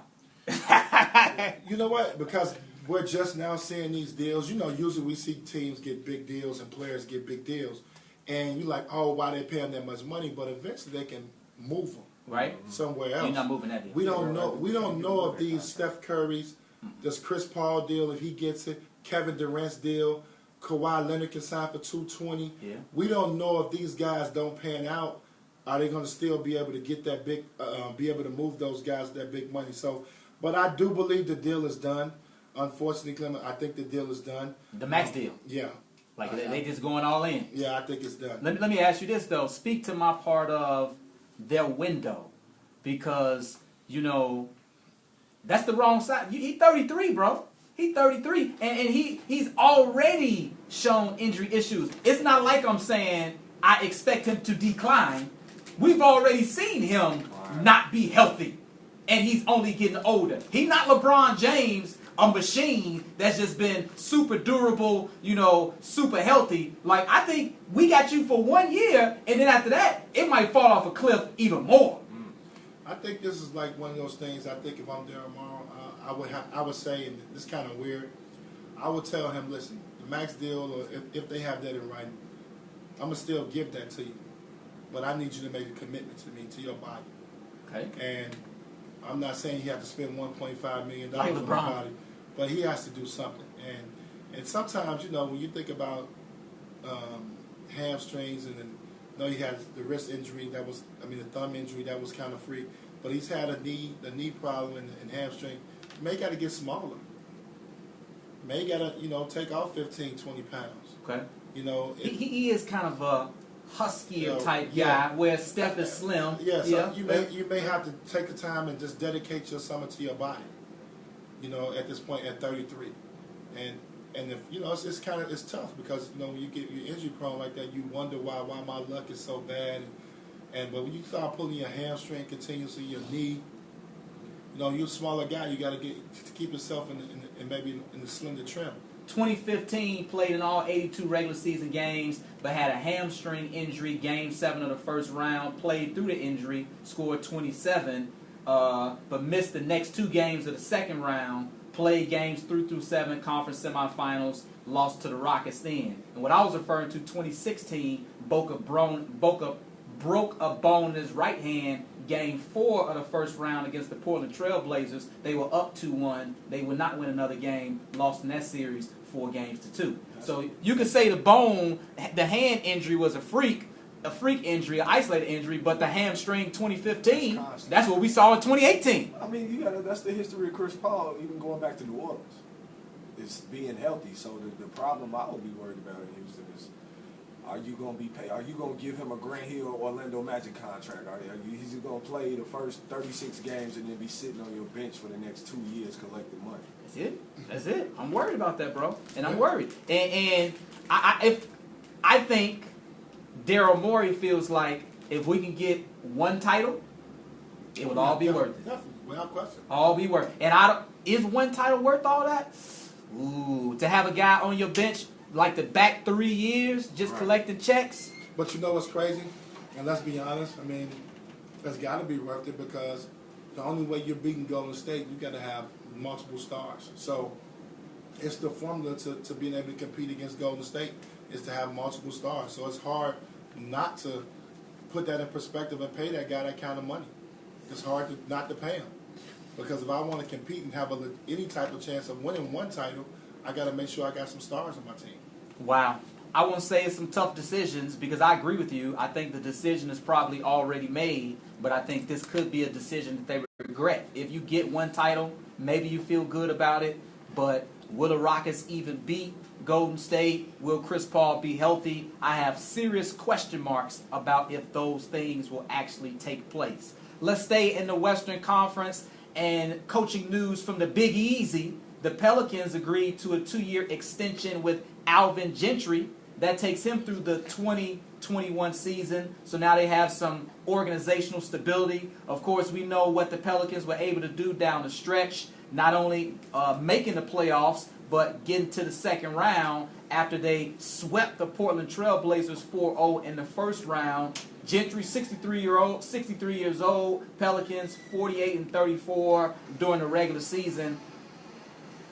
I think it's safe to say that was the right move as you try to figure out what's happening with DeMarcus Cousins. So no real surprise here, but I guess it's good to see a solid coach getting rewarded for the job that he's done there in the Big Easy. Yeah, I'm happy for him. I didn't think he was the right coach for that team because of the coaching styles that he was used to putting together was to play fast, shoot a lot of threes coming from Golden State. But they figured out a way to make this thing work, I thought. And I think me and you differ a little bit on this, Clement. I thought that Anthony Davis and Cousins started to figure out how to be successful together. I think we was wondering if that mix can work. I think it is going to work. I thought Rajon Rondo was huge for them as far as getting those guys balanced and kind of making True Holiday kind of a legitimate two-guard in this league. So that was big. I think the signing of the coach today is important because you show Anthony Davis that we're trying to put together something here. We're trying to get some bodies to stay around. I thought that letting Monty Williams go was a bad decision a few years ago, and now to be able to say, look, this is your coach now for the future, we're going to have him for a couple more years, you're letting Anthony Davis know that, hey, look, we're trying to build something here around you with the coach. Seems like you guys have a good rapport. And I'm just interested, I'm more interested to see what New Orleans does. Do you give a guy, DeMarcus Cousins, coming off a torn Achilles, a max contract? And that's what I'm more interested in seeing them do. I would do it. I think he's a terrific talent. You're giving them max money. Yeah. I mean, and I know that's very difficult to do with his attitude and you never know with his outbursts, but his skill set and talent, he's a top 7-8 player in the NBA when he's healthy. Wow. Achilles, though. Achilles is tough. That's ended a lot of careers. It has. Some people have come back from it, though. I know a guy like Wesley Matthews of the Mavericks. He's now with the Mavericks, had Achilles injury, and he was able to bounce back. For me, Cousins is a great player. How far can you get with him? Like, if we giving Chris Paul max money, we trying to get to the NBA Finals. Talking about on New Orleans? No. I'm just talking in general. If I'm giving you max money, I need to be able to have a shot at going to the finals. That's my thought process. And if I give Chris, as much as I said I think it would be a bad move, we know how close the Rockets were. They were one win away from going to the finals. So if I give you max money, it's a possibility we going to the finals. Of course, LeBron, KD, all those folks, even Kawhi, it's a possibility to go to the finals. If I give DeMarcus Cousins max money, I don't think either one of you would say it's a possibility we going to the finals. So if we're not going to the finals, why am I giving you max money when we made it to the playoffs without you and we swept the Trailblazers and got to the second round? So why would I give you max money? Not saying you shouldn't sign the guy, but I got to get you a little bit cheaper, dog. They get deeper with DeMarcus Cousins, though. Like, the way they were playing before he got hurt, with Rajon Rondo, Mirotic was hitting shots, like, they would have been more of a problem for Golden State. That series would have been much closer with Boogie Cousins. Well, the reason why you give him the max, and I think what a lot of people got to understand about sports is that every organization, every team is not necessarily a championship team. So they like the Raptors a little bit. Like you No, got to hope for the best. Like my stars now. You got to hope for the best. Well, I think sometimes we get caught up in just winning championships, and which is obviously that's the ultimate goal. But sometimes it's good to be a consistent playoff team with a chance to get there. I think when you look at New Orleans, they've struggled for so many years. They have a unique. I mean, you have a superstar over there that you should be in the playoffs every year. Anthony Davis should be an MVP in this league 1 year. You got that. You don't want to waste that. So you want to make sure you continue to put talent around him. I think by not signing him back and taking a step back, and necessarily, you may can get him for cheap right now. Maybe he don't feel like he can get max money. I'm just saying, of a guy of his caliber, you can't continue to not sign these guys. You got to continue to build pieces around, and hopefully one day you become a championship contender. I think sometimes we all get caught up that that's the ultimate goal. I think for Houston, they look at themselves as James Harden as probably one of the top 2 guards to play in the league. They got a premier player, MVP. So that thought process may be a little bit more urgent to win the title. I look at the Boston Celtics, and they've had a few years where they haven't won a title, and now you're getting to the Eastern Conference Finals. You've gotten there a couple times now. You're knocking at the door. So every move that you make is to get over that hump, to get to the finals. So I see where they're at with it. But every franchise is not the same. Okay. And, you know, it's kind of like the Spurs. The Spurs got 5 titles in 21 years, 20 years, but they've been in the playoffs 20 years. So, you know, they've done it the right way.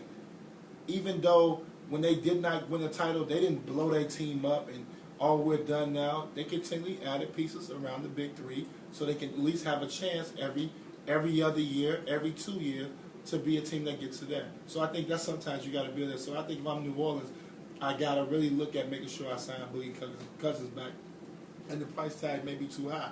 And if the price tag is too high, then obviously you move on from that. But you have to continue trying to put talent around guys like Anthony Davis because those talents don't come around too often.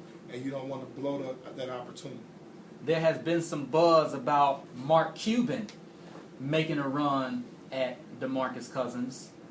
Certainly, Dallas has tried to get big men in the past. We all know the situation that happened with DeAndre Jordan when it seemed like, you know, he was going to Dallas. And, you know, there was the reports that the Clippers locked him in the room, tried to get him to stay, and eventually he stayed in L.A. They had Nerlens Noel on their squad, and that just didn't work out at all whatsoever. So maybe just trying to give it a run. You got a young Dennis Smith Jr. Who's come back for his second year. Harrison Barnes there. You put DeMarcus Cousins. And then, you know, you have Dirk give you some buckets, maybe some nights. Once again, not a championship team, but as you said, though, just being competitive. Just getting back to the playoffs. Giving the fans a better product than they had in the last few years. And you played for Cuban. I think Cuban is a guy that always wants to try and win. What do you think about that? I think it's smart for him to go after DeMarcus Cousins. I think it'll be a good move. I think you try to get him. The problem I got with Dallas is that obviously I like the draft pick Dennis Smith Jr. They'll get another good pick. I think they're picking 5th. I believe. They're picking 5th. That sounds right. So they'll get another guy. My problem with them is they got to tell Dirk to retire. and Dirk is my guy. I love him to death. Go ahead, bro. You got to tell him to retire. He's stopping the growth of your organization and rebuilding process that you're going to try to do when you try to continually have Dirk out there give you minutes. It's not about a paycheck at this point. It's about Dirk. We need to move on as an organization. We need to get younger. We need to start developing our talent. We get a guy like Nerlens Noel, and you can't play him because you're playing Dirk. And not saying he's not nowhere near Dirk caliber, but you get a guy like DeMarcus Cousins. What are you going to do? Play him and Dirk together? You know, so you're looking at... You play Anthony Davis and DeMarcus Cousins together? Yeah, but it's different. Dirk's old, Dirk can't guard a locked door. So I'm going to let you figure that out. Put that in perspective. Dirk cannot guard a locked door. Yeah, he's a liability right about now. So I just think you have to move on from that. But if I'm Mark Cuban, you got to go out there. I mean, Dallas is... I played in Dallas for a year. Dallas is a nice place to play. It is a good free agent spot to land. Got a great fan base. You got a great owner who's very supportive, who's involved. So it's a good spot for free agency. So I think you're Mark Cuban. You're going after a lot of guys. Okay. I mean, Jay won the free agency. You're going after shoot. You calling LeBron James. You calling, you calling everybody. Paul George. You calling everybody. But if you want to make it legit, they may be able to. If New Orleans wants to play hardball with the money, Mark Cuban is the guy that can come in and take care of that. It will be interesting to see because certainly DeMarcus is a phenomenal talent. There have been some reports that he liked an Instagram picture that was saying DeMarcus will go whoever wants to whichever team that pays the most, and he liked that post. So the money is gonna play a role. But it's different. Yeah, that's what I was saying. It's different free agents. Right. DeMarcus Cousins may be looking for his big payday. Right. Because he'd never been to the playoffs. So it's one thing to be like, well, I'm trying to get a ring. That man never even been to the playoffs. Sure. So for me, if I never even been to the playoffs, it's about trying to get paid. And I can't be upset about something that I've never experienced. Let me go and get this money, and then hopefully that will come in time. But if he stays in New Orleans, that certainly should give him a shot to get to the playoffs. They made it last year. That would keep him close to home. If folks don't know, he's from Mobile, Alabama. It's just about 2.5 hours away. So, he could dip home. Family could come and see him. I guess if you're an NBA player, you don't have to dip home. Your family could come and see you when you're just 2.5 hours away, that sort of thing. But I think that is I know that was appealing to him initially when he got traded to New Orleans, so I would think that still holds some weight in terms of how his decision will be made. True. But for Mark Cuban, he's going to have to do that. He's going to have to figure out creative ways to bring free agents in there. And I mean, you got to take a guy who you don't know is going to respond, how his Achilles is going to respond. So if you got to take that chance, I think this is the perfect time to take that chance. Before we get out of here, got a couple of cosign or declines. You know the deal. I make a statement. If you agree, you cosign. If not, decline. Let's start off with the NBA Finals. We discussed was the defining moment in Game 3. Kevin Durant hitting that shot, locking up the MVP. But how about LeBron?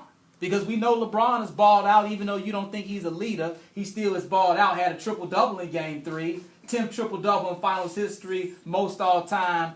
Cosign or decline, a losing player should never win finals MVP. I decline. I believe if you put together one of those series that's just unbelievable, and which he's done pretty much these last 4 years against every time he's been against Golden State, and if the other team you just felt like were not very good, then you do it. I do believe you should be able to do this. Do I think it's going to happen? No. I thought if it was going to happen any year, it would have been 2015. First year. The first year when they was in the finals, that it would have happened then when LeBron still got the MVP, where he could have got the MVP award when Andre Iguodala got it. So I do believe that a losing player should get it if the numbers and if the team that won it, the guys didn't play particularly that well, but was able to win. But I think Kevin Durant is numbers too solid to pass him up. Certainly, even if he was balling out, LeBron gave you 40 and you got swept, you can't win the MVP. Yeah. Even if you win just one game, because I know you feel like Warriors in 5. Even if he ball out and they win just one, like you can't be the Finals MVP and you win one game. No. You got Warriors in 4. Yes. I think the Warriors sweep the series. This is the wrap. Okay, I just wanted to know. This is over with. It has happened one time. Jerry West, 1969, the Lakers lost, and he was the Finals MVP. So it has happened one time. So it's a case to be made, but I'm with you. I don't think it happens with LeBron this year. That's because they feel sorry for him. They had been to the Finals every year and lost to the Celtics. Oh, Jerry West back in the day. Yeah, they feel sorry for Jerry. They're like, let him get the MVP. We don't want to send a man home empty-handed. Give him a little something. The Celtics was loaded too. They done it by committee. Yeah, that was like the Bill Russell days where they had a load of cats on those teams for sure. Yeah. Cosign or decline, a coach with no NBA experience, such as a Kenny Smith or Juwan Howard, would be a good fit to get a job. You know, I co-sign with this. So, because you know me, I'm for the new blood. Okay. I'm for the new blood. I think we got to start getting some new coaches in the league. I think we recycle too much of the same guys, so I'm all for that. Juwan been on the bench before. You know, he been on the bench with the Heat for a long time. But Kenny been in the booth for like damn 20 years. We taking Kenny out the booth and straight giving him a job running the team? Well, I think Kenny Smith's situation goes with he does the analytical part, obviously, on the show. Yep. He's the one that kind of is not cracking jokes and kind of gives you the serious portion of the game. So I think he'll be capable enough to do it.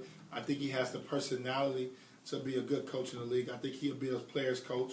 He can adjust to this new crop of new generation of players, which I think is very important. I think Kenny Smith and Juwan Howard will be very, very good at that, of basically being a part of both of those situations of being the head coaches. They'll be good at that, and that holds a lot of weight because this is a players' league right now, especially with the money they're making. So I think those guys will have a lot of respect coming in right away from their body of work of been playing, coaching, being on TV. So I co-sign with that, and I just think we need some new fresh blood as coaches in the NBA.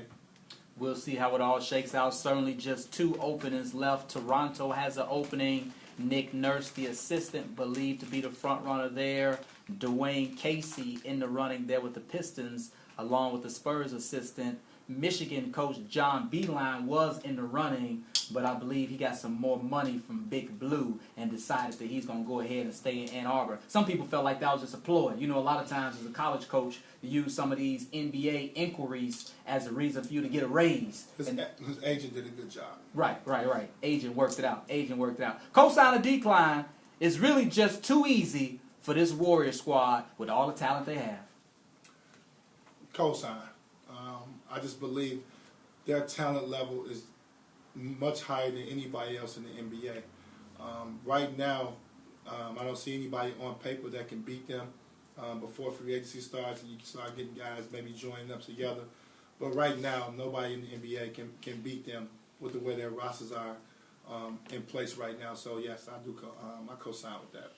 At the beginning of the year, we all thought the Warriors would win the NBA title. I mean, if you were going to put money on somebody, everybody was going to put money on the Warriors. So when all the expectations are there and sometimes you kind of sleepwalk through the regular season, don't always give it your best effort, then turn up or flip the switch when the playoffs come, I mean, it does look pretty easy, especially when you get to the finals and potentially, I won't say they're doing it because Antoine getting on me for being a huge fan, potentially sweeping the finals. It just might be too easy. And I want you to really, really admit how much a Golden State fan you are before we get off air. I'm down with the Warriors. I like to watch them play. I think they play an exciting brand of basketball. You know, I think I've mentioned it before. Do you have Steph's new shoe? No, I don't, my friend. Do you have Steph Curry's new shoe? No, I don't, my friend. What are you waiting on? I'm good. No more Currys for you? No, I'm good on the Currys. I supported him in the beginning. You know, I had like one of the original shoes, whether it was one or two. You know, I was with him when the hype machine was, you know, at the height.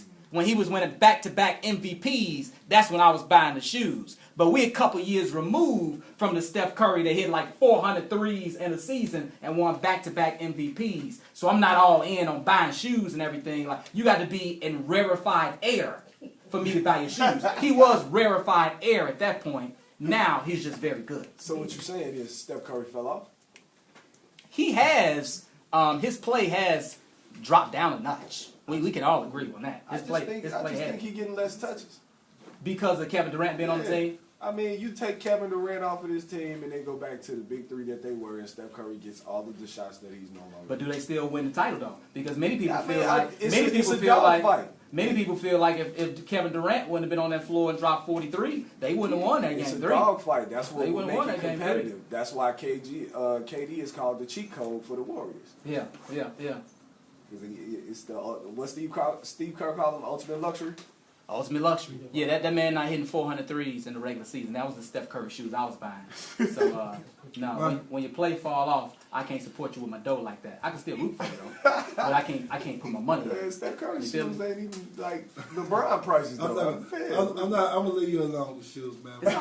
Hey, you know, The Rock got some shoes that dropped, and them shoes sold out. Like, The Rock with Under Armour. You talking about Dwayne The Rock Johnson? The Rock Johnson. He got some shoes. Y'all know that? Shoes? He got some shoes that was like limited edition Under Armour, and them shoes, bam, like what sold out like Stephon Marbury is going on. Sold out like crazy. So yeah, y'all look that up. I will delve into that next time. And whether it's a sweep or not, the season will be over by the time we come on next week. We'll be recapping. We'll recap it. We're recapping the 5-game series. It's all good. We'll bring up the craziest moments of the year. That will be 1 week before the NBA draft as well. So we'll talk some draft topics and everything pertinent to what's happening in the association. Be sure to subscribe on iTunes, Stitcher, Google Play. We'll be back next week. Thanks for rocking.